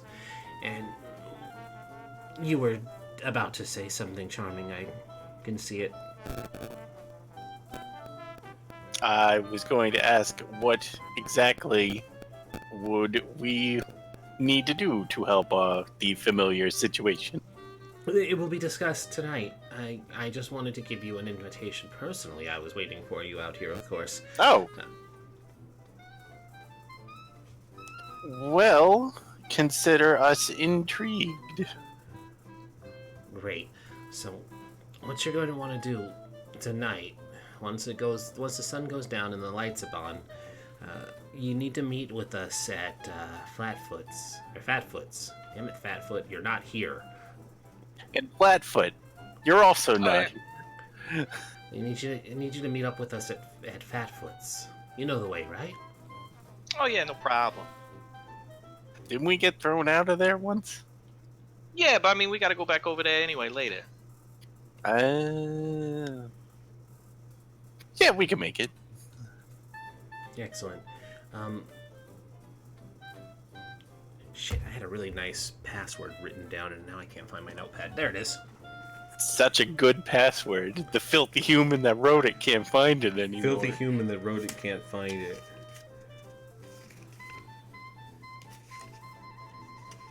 Here they go. This was gold, guys, and now I can't find it. That's Lee's prologue. That's stuff unrelated. I just remembered I wrote it down and now I can't find it. It'd be really sad if it was on another piece of paper and I don't have it anymore.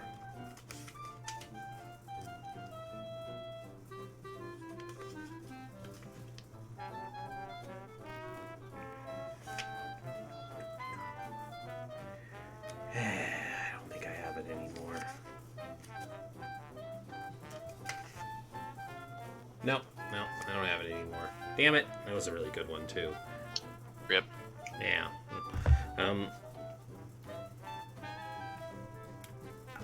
So, when you get there to Flatfoot's, the half-orc watching the doors, you're gonna need something to get through.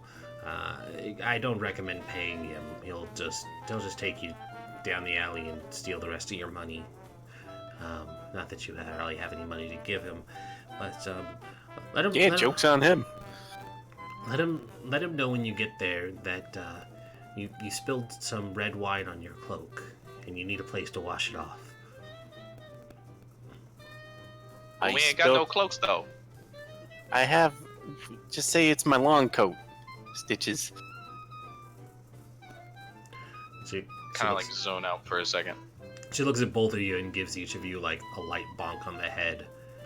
Tell him you spilled some wine on your cloak, some red wine on your cloak, and you need a place to wash it off. Yeah, I get it. All right, yeah. Sure, yeah. Great. Well, then I look forward to seeing you. Yeah, it'll be a good time. Mm-hmm. I just look kind of perplexed. It'll be fine. It'll be good. All right. Well, anyway, we got a thing, so we're gonna go, but we'll see yous tonight. Hey, and I like finger guns as I like walk backwards into the street, and then back onto the sidewalk. Hey, I can get hit by a cart. Back on the sidewalk. Yeah, make a dexterity saving throw. Oh Lord. Oh lordy. You start to take that foot out, and then a car passes, and you immediately spin and miss. Yep. Just like spin on my heel. It's like, no, I'm fine. It's fine. Since people already call us roadkill, you don't gotta actually make it true. Wow. Right. Yeah, anyway, say goodbye to your girlfriend and let's go. Hey, you're so fucking funny! Bye, Vix. Yeah, I Patches. did it. And she does like punch the him in the shoulder. she does like the little finger wave. I punch Stitches. I don't feel it. No, you don't. This is gonna be good. Alright. What was we doing? We were going to get the thing so that we could drop the thing off. Oh, right, yeah, we gotta go get... Yeah. The hat. Gotta go get the hat. Right. Yeah. Some fine haberdashery. That is... Whoever made that word for hats is an idiot. It's a good word. It is It's also for, a dumb it's word also for like a hat. cufflinks and stuff, so it's not just hats. Really. That's true. Yeah. It's multiple accessories. I am learning things about human fashion that I did not know before. Yeah. I attempt to go to our stash spot. Alrighty. Go ahead and make me a perception check. Once you Perception. arrive at your stash. And then perception. And You forget where you put your stash for a moment, and you spend probably an unusual amount of time digging through various spots, and then you're like, wait, I remember where it is. And then you sorry, my internet cut out as Oh. soon as I made that roll. you rolled a 6, so it's like you briefly don't remember where you put it. You're like looking in all the wrong spots, and maybe that's on purpose so people don't figure out where it is right away. But you know, you kind Definitely. of play it up that you're like, shit, where did I put it? And you're like searching a couple spots, and then you're like, oh, that's right, I remember. And then you move to that spot and you move some stuff out of the way, and there it is. A little soggy. No, it's probably fine. You probably put it in some high out of gross water to reach spots. Oh, right? definitely. Yeah, you Oh. definitely did. Yeah, no, it's not. No, it's not going to go on the ground. No, Yeah. no. 40 gold. You're taking good care of this. Yeah, Yeah, absolutely. we hide shit in trees and stuff, or like in loose bricks. Yeah, you probably moved some bricks around and you stashed it in a wall hole. But yeah, you have this heavy package, and Patches, give me a perception check now. Like, Patches, go look in that gross abandoned toilet. Oh wait, I remember, it's over here. Could have fucking remembered that before I stuck my hands in there. Yeah, give me a perception, Patches.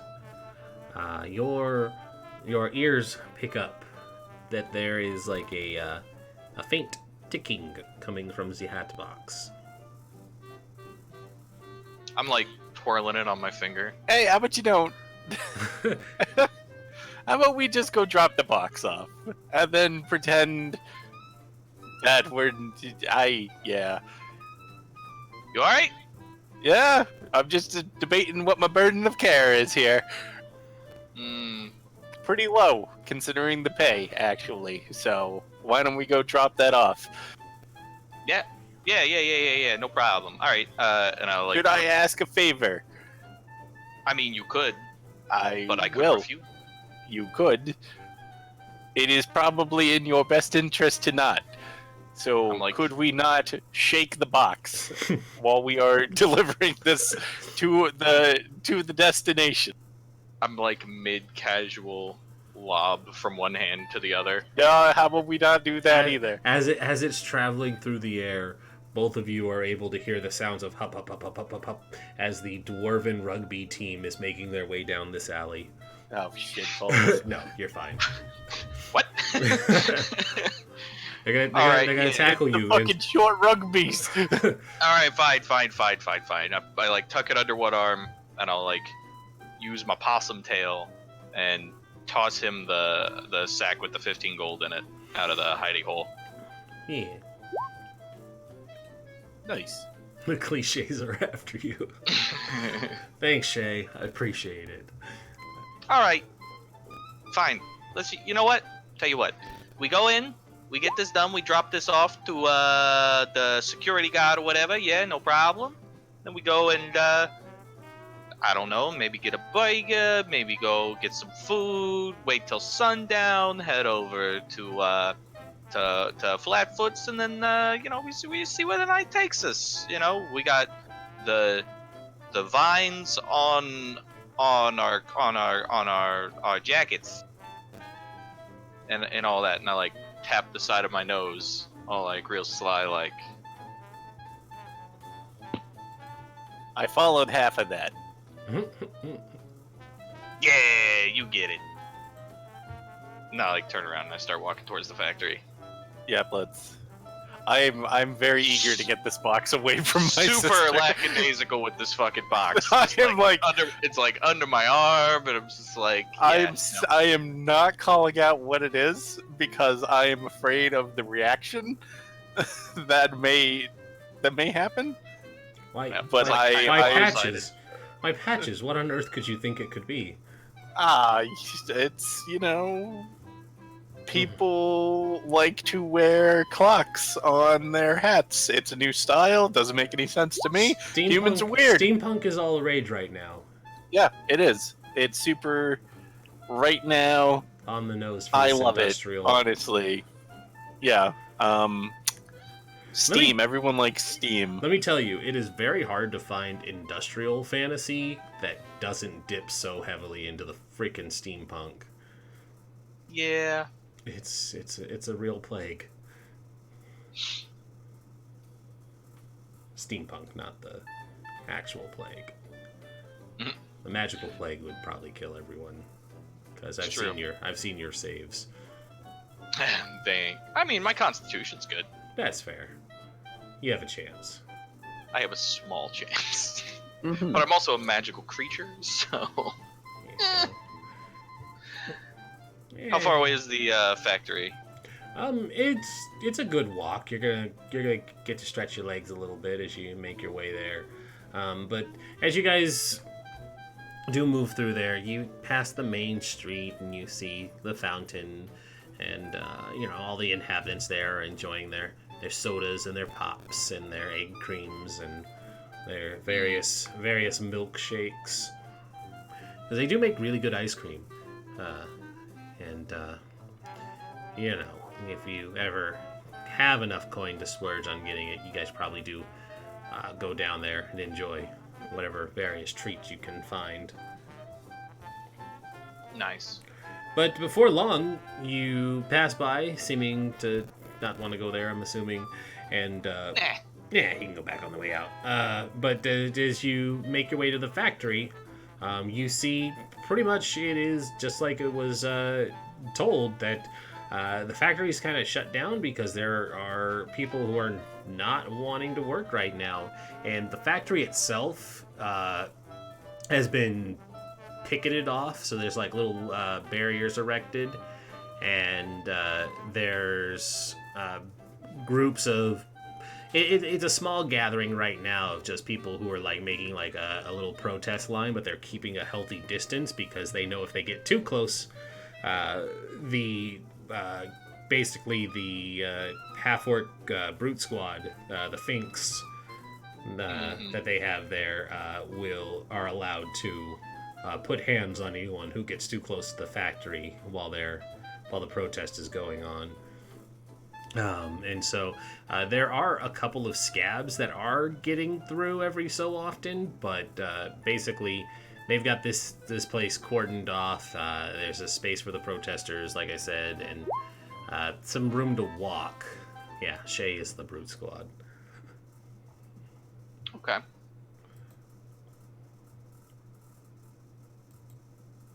Hold on. Oh, nope. Okay, I'm back.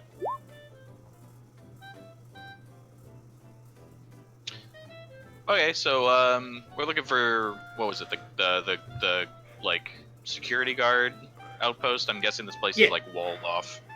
Yeah, you're looking for the main. The factory itself is walled off, and the gated entrance has a bunch of little like roadblock barriers put up, so that people can come in and out at their own leisure. But there is a little gate guardhouse there, and that's the place you need to get to. Cool. I will nonchalantly wander my way in that direction. And as you're walking by, you hear that there are some people who are, the very small gathering are there, but they're chanting and they have little signs and they say, shit, I just had it and it just brain farted. They're chanting, better rights, better pay, we will no longer be slaves. And they're just kind of over and over, better rights, better pay, we will no longer be slaves. Nice. I kind of like bob my head as they're, to like the beat of their it's not a very revolution. It's not a very good one because that last line runs on. Yeah, pretty it's simple. long. I could follow it. That's why you don't let the hedgehogs think up your slogans. Yeah. Those damn hedgehog familiars are the worst. Yeah. But this guard station, is it like windows? Is there a door? It's very much one of those the ones that have like the raisable barrier, and it's just like a little. Okay, so it's kind of like it's like a little booth, but it's a big enough one where there's like a little desk, and they can have like a radio and a place to sit, and there's like a little back area where they can relax and do stuff. But it's not huge, but it's not like one of those little tiny ones that is just like a chair and a table, and then they raise the thing up and down. Okay, I will wander over to the to that sort of like communal window thing. Mm-hmm. And as you head there, though, the area isn't one of those spots that's blocked by the half-orcs, so you are able to get closer, thankfully, without getting the beating of your life. But they watch you warily as you start heading towards this security station because you are, in fact, a familiar. and you're making your way towards the security place, and they're watching. Oh, shit. And there's a couple of them that kind of like move closer, but you notice that the security guards aren't these half orcs. It is just this guy is just a human. He's kind of like sitting at the desk reading a newspaper as you approach. Nice. I'll just give a little, like a casual knock on the bar, and keep the package under my arm for a second. Just say, package delivery. He kind of looks up, and he's an older-looking man with one of those like thick Commissioner Gordon mustaches. And he kind of looks up, and he's like, what? Package? I wasn't expecting a package. What do you got Nobody there? expects them. What do you Are got you there, sure? possum? Is there like a is there like a name on the gift wrapped hat No. thing, like a name tag thing? Okay. There is a tag, and it just says "with love." Yeah. I just say, hey man, I don't know. All I know is I just drop off the packages. All right, here you go, and I slide it over. Make me a persuasion check. Persuasion. Or actually, check. make me a deception. Why not deception? There we go. Yeah, I was like, maybe a deception. 'cause- Yeah, I'm good there at you that go. one. You're good at lying. 21. Yeah. I'm a And he- good liar. Which is surprising because you're a barbarian. I got high charisma. What can I do? You have a 4 in it. That's equally It surprising. came with the background. It did. I'm trained in it. And so he kind of like eyes it warily, and then he looks up at you, and he's like, "All right, ears. I suppose that checks out." Hey, I get it. Because he is a big. Hey, no problem. And I just kind of like smile, but like with like my fucked up teeth, and like casually hold out one of my grubby little hands. And keep in mind that this is like equally suspicious because of the way Stitches looks. But because you rolled a 21 on both sides, I can't put you at disadvantage. So he's like, I guess this It's checks who I out. am. I guess this checks out. You could very well be a package carrier. That is a thing that exists. He's like, It's true. He's like, do I need to sign for anything? Oh no, no. Verbal contract. It's fine. And so he's, Yeah, no. I mean, like I said, I just pick it up, drop it off. Now I'm here, bada bing, bada boom. But I'm gonna go. and, So you take care of that. And he seems to not be paying attention to you anymore, but he kind of looks at the package. He gives it one of those shakes in front of you. That Yeah. is like. I seem I'm totally fine with this. And then he sets it down, sees the note, he flips it over, and he goes, he did remember our anniversary. He just kind of smiles and sets it aside. Hey, and then I I'm like just- backpedal with finger guns again. I'm just thinking how nice he's gonna look with that hat on his head. You're gonna look, As I'm walking away with my blood money. you're gonna look great with that hat. It really pops. You're all terrible. Mm-hmm. It's fine. It's fine. Keep I'm just popping, embrace- pops. I'm just embracing the Sicilian that I am. It's fine. It's not like any of you are horrible alcoholics in a dry county. Eh. All All right, well look at that. Yeah, so you drop it off, and is there anything specifically you want to do, or should I time skip to the end, or to the evening?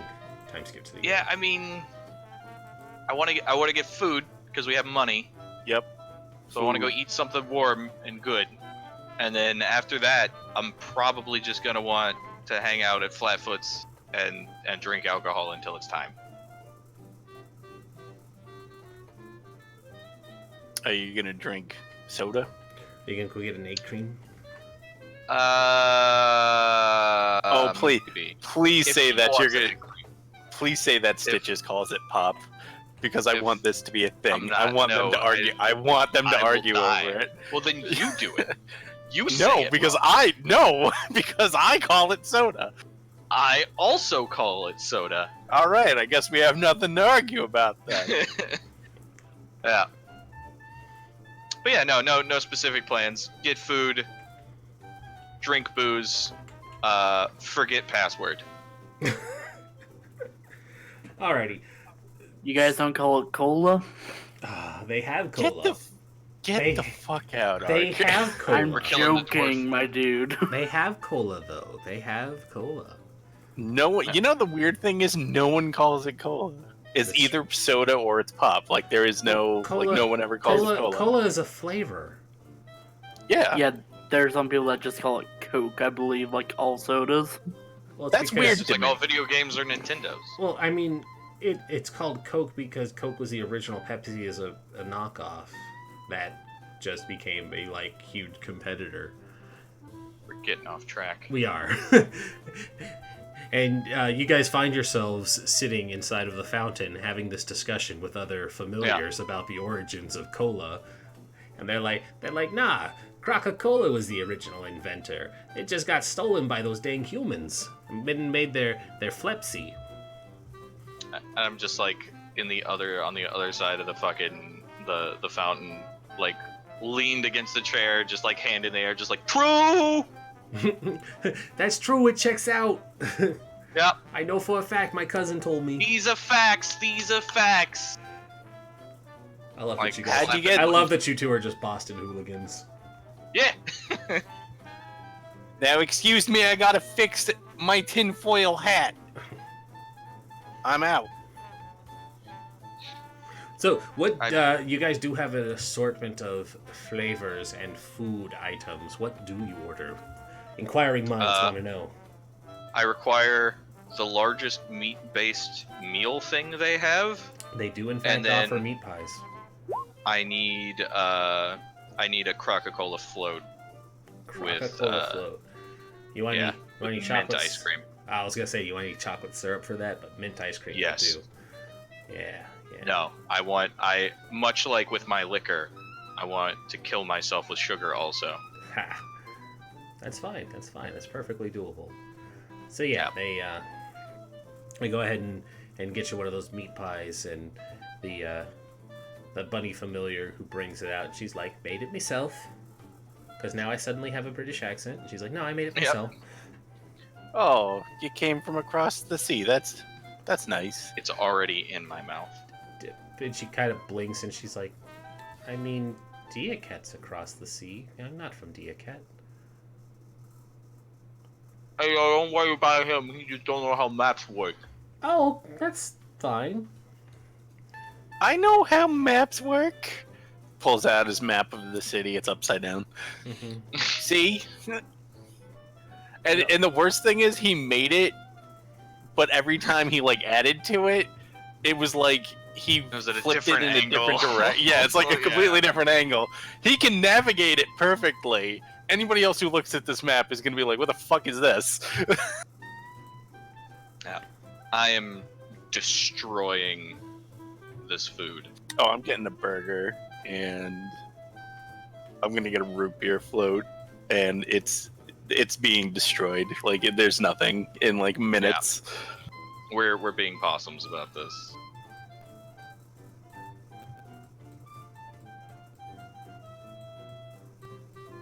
All right, so There's your we. map. What? Huh? On the screen. Oh, perfect. There's his Yeah. map. Yeah. Perfect. It makes perfect sense. Yeah. Sucky Yeah, no, elves. yeah, See, that's all we checks need out. to know. Checks out. We know if we go There's two right. K's in Sucky though. If we go right You don't far, know if that. we go right far enough, them elves will eventually show up. It's true. That's science. That's how that works. These That are just way- the facts. I don't make up facts. I Just just think them up and report write them. them down. That's well. All right, don't tell them that. All right. So we eat here, and then what? You got anything else you want to do before we go on your date with your girl? What's the plan? She's not my girl, but she could be. I don't know. I'm being coy. Don't look at me like that. I look at him exactly like that. It's very lonely in that damn alley. Yep. All right, but yeah, do you have anything else you want to do? No, I You don't maybe have wanna go anything else. Get a haircut. What's wrong with my hair? Hands? I just cut it the other day. It looks not great. Yeah. Just kind of like looking at him, like scratching my chin. Like, Now's the yeah. time. Now's the time. I don't need a haircut. All You right. need a haircut. Why don't you? You know, I don't need a ever haircut, comment I got on a hat. I also have a hat. It's a part of the So- look. I also have a coat. Okay, my look's a little better. I think we can all agree. I'm gonna shuffle back a step so before I get hit. I'm just like, yeah, there's just like a moment of like processing, kind of like eyes rolling around in my. I'm just like, nah. And then I eat some of his French fries. Yeah, okay, that figures. Yeah, but no, you don't got anything else we got to do, because then we could just go. Yeah, we can And go. the DM can time skip us. You can't do that too often, and your nose is gonna gush. Yeah, it's Just fine. blood. It's gonna be bad. All right. Well, anyway, let's go get paid. We got another half of this payday to go get. Oh yeah. The halfling hired us, Yeah. right? Ah, Donnie Chungus Fatfoot. that is literally the dumbest name I've ever heard in my life. Yeah, but I'm the on- pay's good I though. was like, yeah, I'm are not- we saying that out loud? No, I'm not gonna say it to him. No, I mean, the Fatfoot clan is one to not be trifled with. Yeah, just don't. Maybe just shut the fuck up. You know why they're called Fatfoots? Go ahead and make a history check for me. I don't think I would like to know the answer to this Is it question. because they got fat feet? No. I don't. I've never looked into this. As a matter of fact, everybody with a 5 roll of history or higher knows that the Fatfoot clans are called such because people who cross them end up at the bottom of the harbor with their feet enlarged and used to sink them to the bottom where they drown. Just their feet. Yeah, right. Anyway, it's just because halflings got fat feet. I got a 2. Got it too. You did. In fact, that checks out. In fact, that Anyway, checks out. let's go get our money and then drink half of it, and then we do what we got to do tonight. All right, let's go. And I get up. You ever Finally. think that maybe we should have a savings or some dumb shit like that? I mean, why? That's a good point, actually. Just gonna get stolen. Is the music playing? No. Nope. Nope. Motherfuck. Fazbo, why you do this? Because it hates you. It does.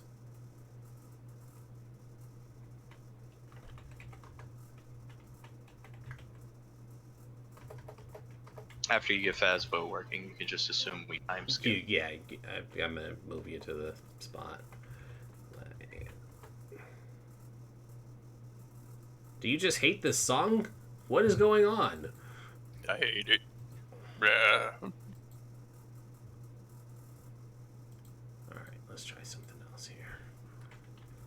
I bet you this other one will work. We'll go back to the other one.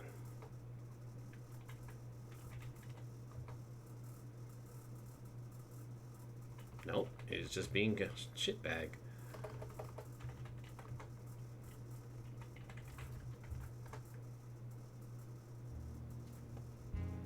Okay. There we go. Now we'll just go back to this one. This one worked. Must not have liked the other song for whatever reason. Yeah, must not have. I don't know what it is because it was saying that it lit up like it was working. Anyways, so you guys make your way down this stretch of alley or down the stretch of street where you see on one side of it is a very run-down looking temple dedicated to the forge that currently looks like it's closed for the night.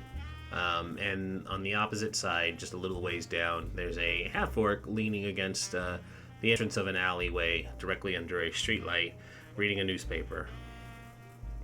Hey, Ren, I have a question. Yes, sir. What is the average height of a familiar? Oh, that's a good question. I imagine Are they I imagine they'd be a little shorter than humans. Yeah, so like around dwarf height, a little taller. A little taller. You'd Taller. probably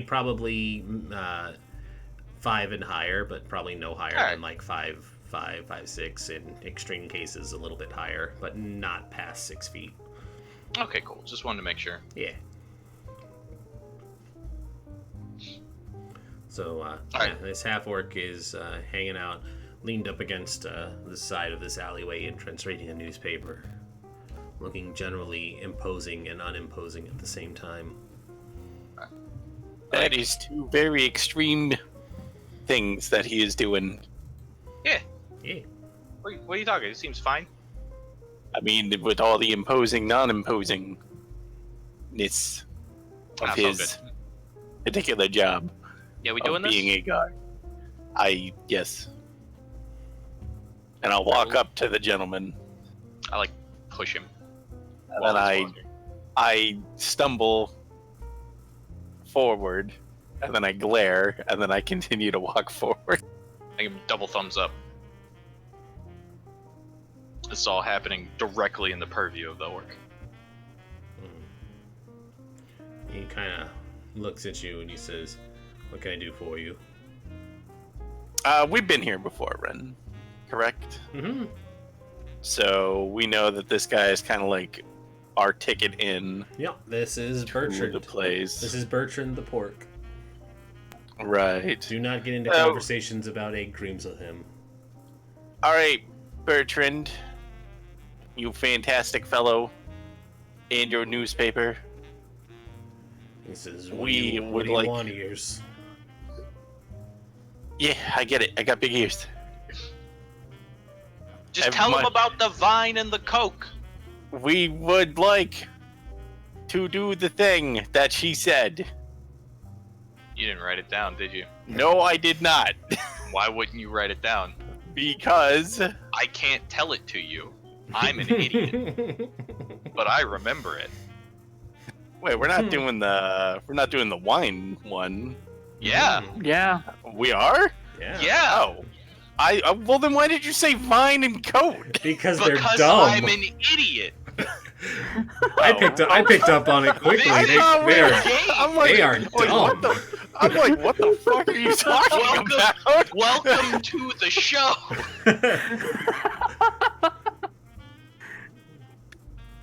Beautiful. I appear to have spilled red wine on my coat and require, or my cloak, right, and require a place to clean it.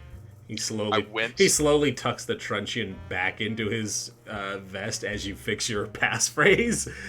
That is fair. I would not blame you.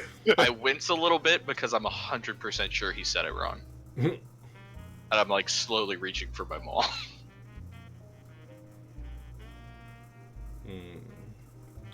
And so it doesn't. It takes but a moment, and he kind of nods and he says, "All right, don't cause any trouble this time." That was not our fault. He gives you a look. It was probably our fault, but we're very likable. He goes down to the door and he goes through the series of knocks that I had established, where he knocks 4 times, 3 times, 2 times, 2 times quickly, and then a loud bang on it. And then Are you sure that's right? Shut up.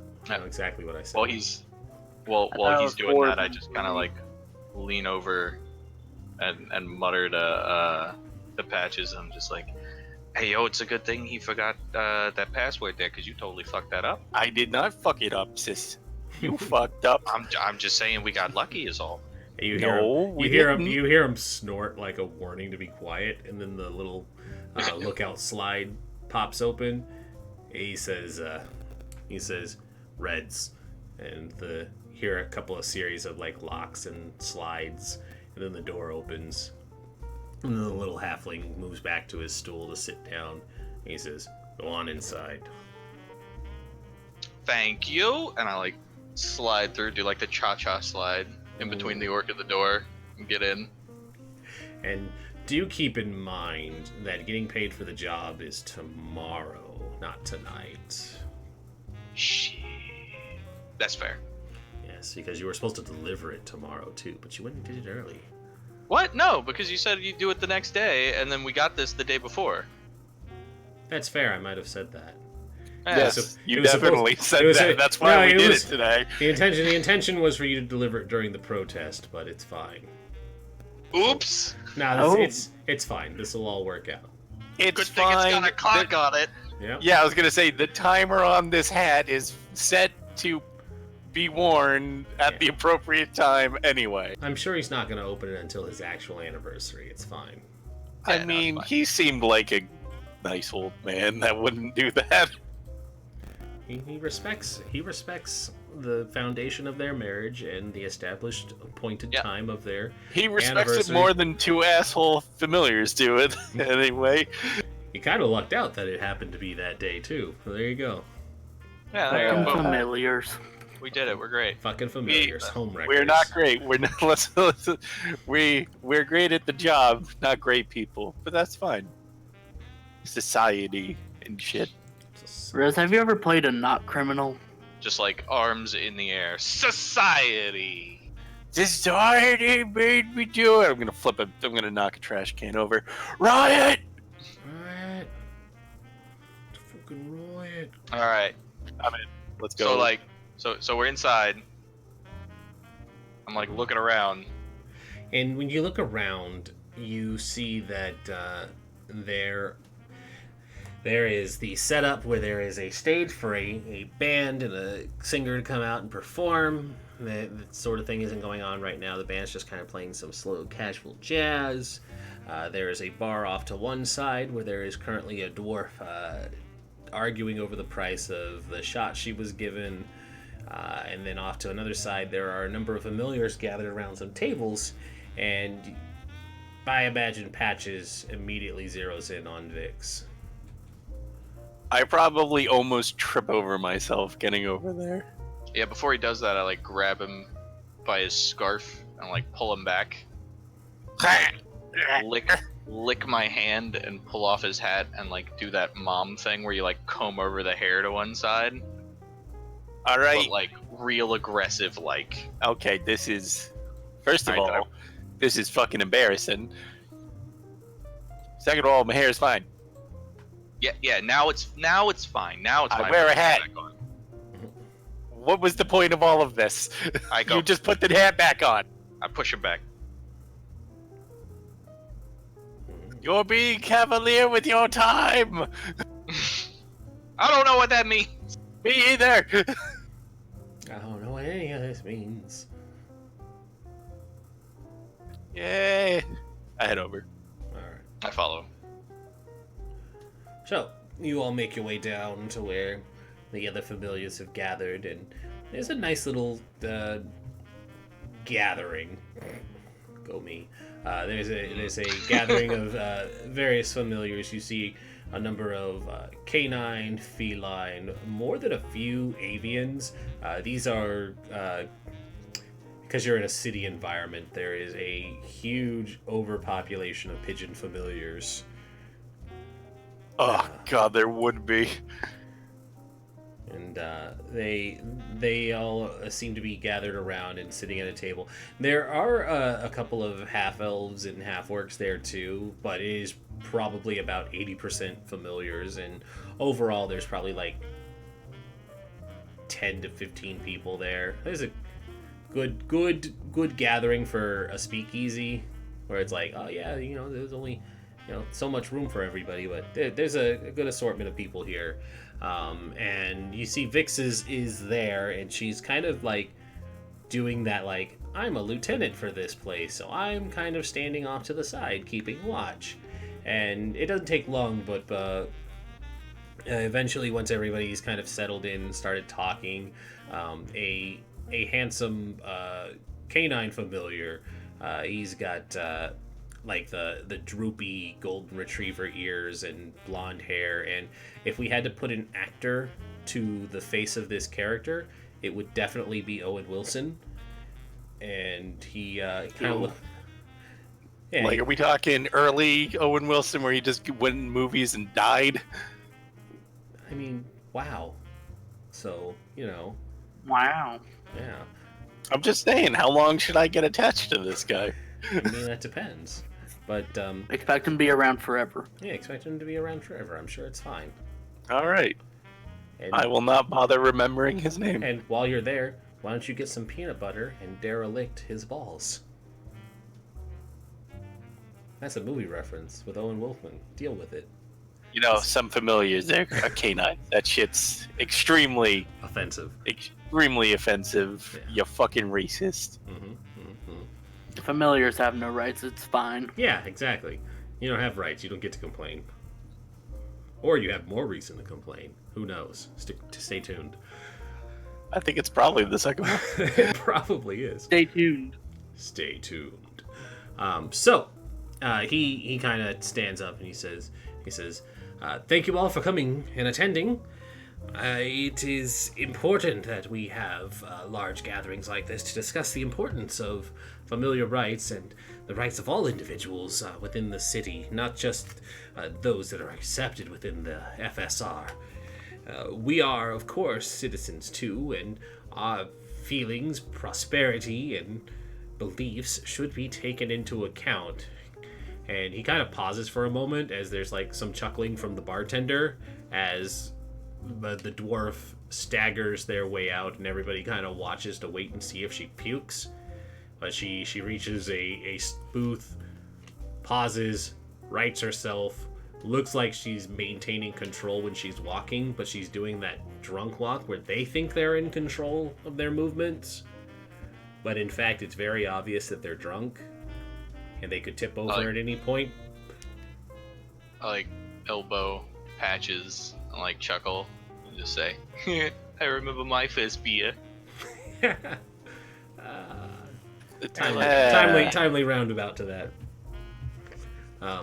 And She's probably gonna get bugged. she's not gonna make it home. That's sad. We're gonna find her in a ditch somewhere on our way home.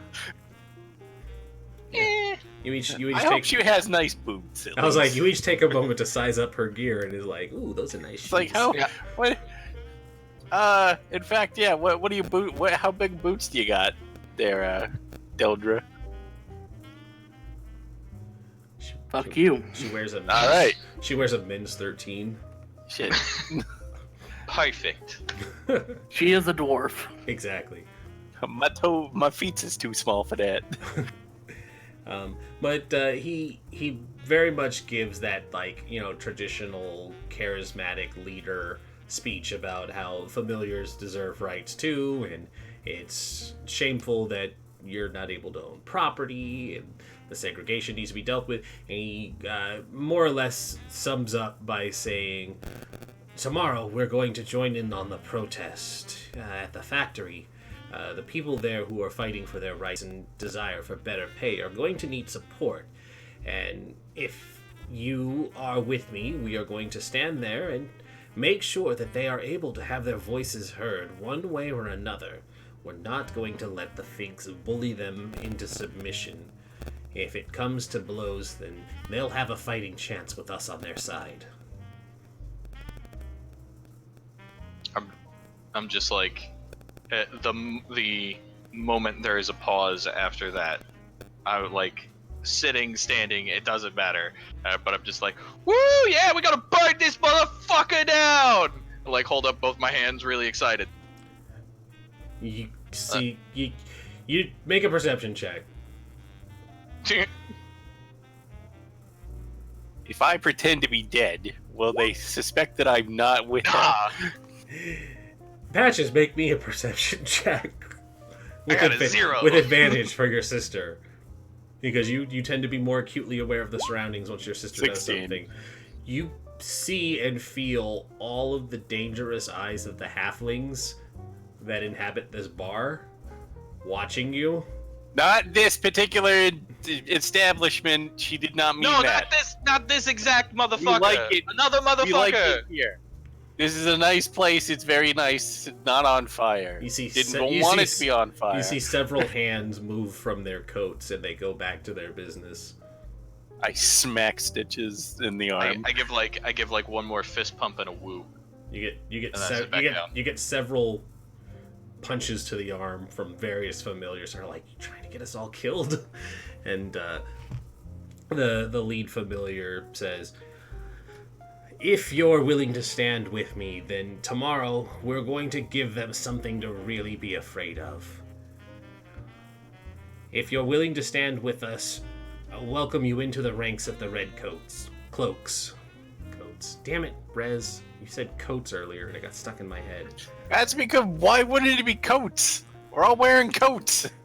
No one's wearing a cloak. That's why it's the password. No, it's not it at all. It's because the police force is called the Blue Cloaks because they do wear blue cloaks. Also, also Redcoats is copywritten by like the British Empire, and we're not going down that route. I give another woo and a clap. Are you just excited because we're probably gonna beat some heads? Yes. Yeah, why wouldn't you be excited about that? And he says, "Good. Stand by my side. We shall be the Red Cloak Revolution, and I, Mr. Peanut Butter, will be your leader." Yeah! I'm trying real hard not to laugh. I'm like, that's... Ooh. His name is Pat. I grab Yeah, I was like, you really don't get to judge him. You know what? At least I'm not named after his something favorite that snack. humans do. Yeah. Just because he gave you that name, buddy? Just because he His wizard. Just because he enjoys a chew toy stuffed with peanut butter doesn't mean that's quality content. it's quality content. Hours of No, entertainment. he doesn't need to be backed up, since he's the leader of the frickin' revolution.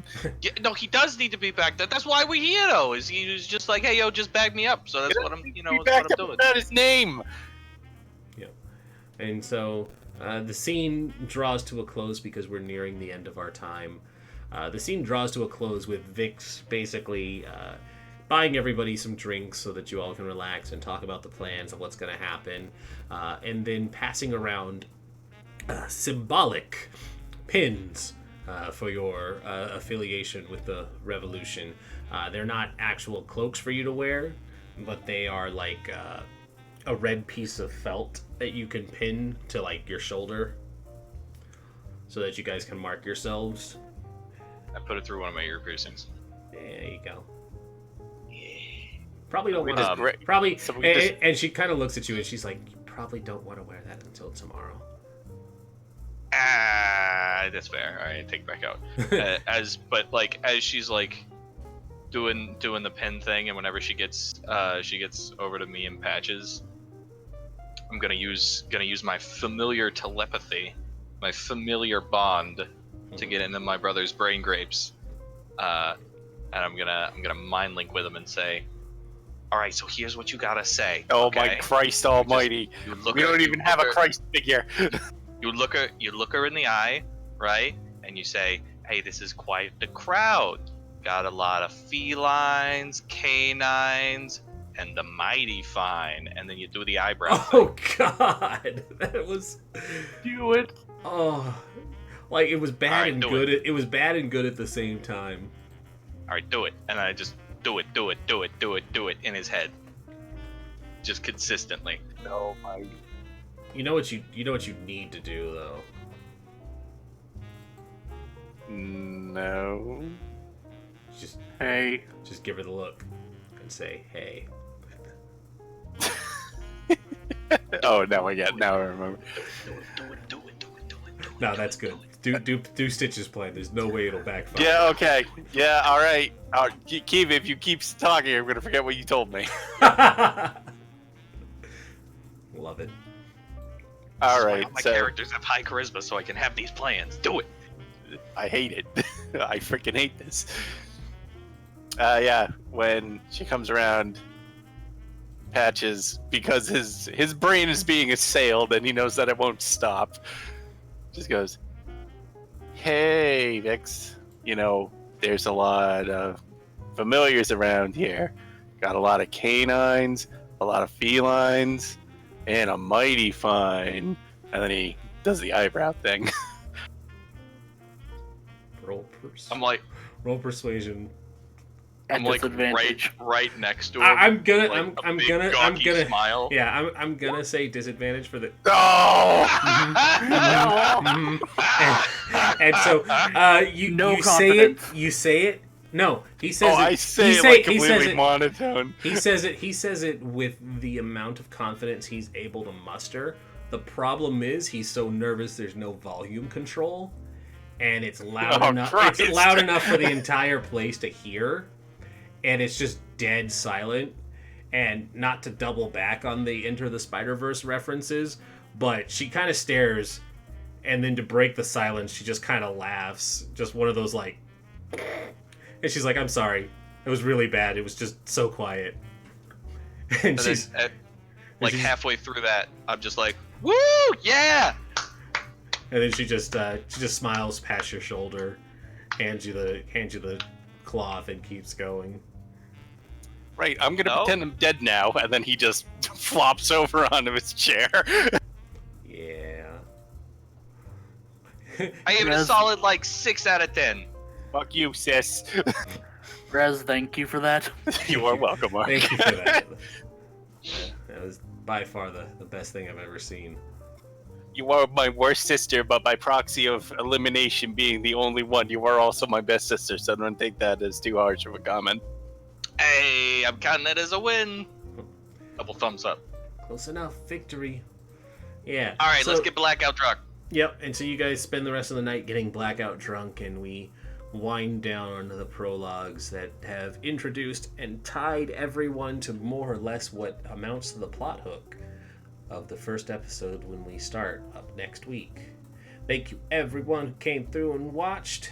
Thank you players for bearing with me in this fun little prologue establishment, getting everyone connected and caring to what's going on in the world. I definitely think this was a better experiment than just kind of tossing you guys into a bar and saying, y'all meet up and just decide to do a thing. You know, Yeah, I would agree this with is- that. This was nice. You each have your own various reasons to care about why you're in this particular spot.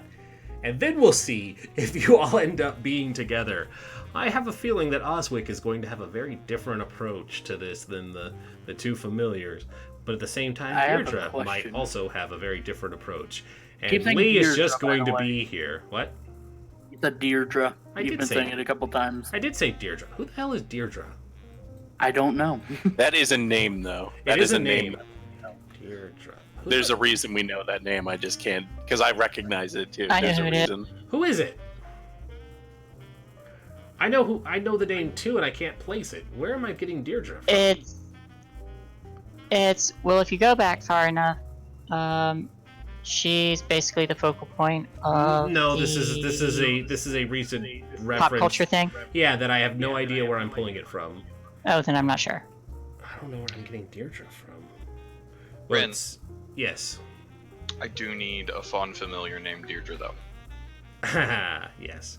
Delre. You know, that's what you get for putting an L instead of an I. If you had put an I there, I would have been... Actually, that's Deidre, because it's a capital I in your name. Fucking deal with it now. Executive No, it's decision. Deldra. No, see? Look, guys. D-E, capital I, D-R-E. Me hungry in stream. Yeah. Deldre. Silly dwarf and your dwarven names. Alright, we're going to wrap up here, guys. Have a good night.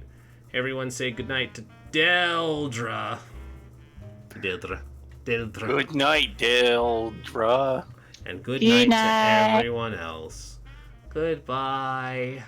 Goodbye.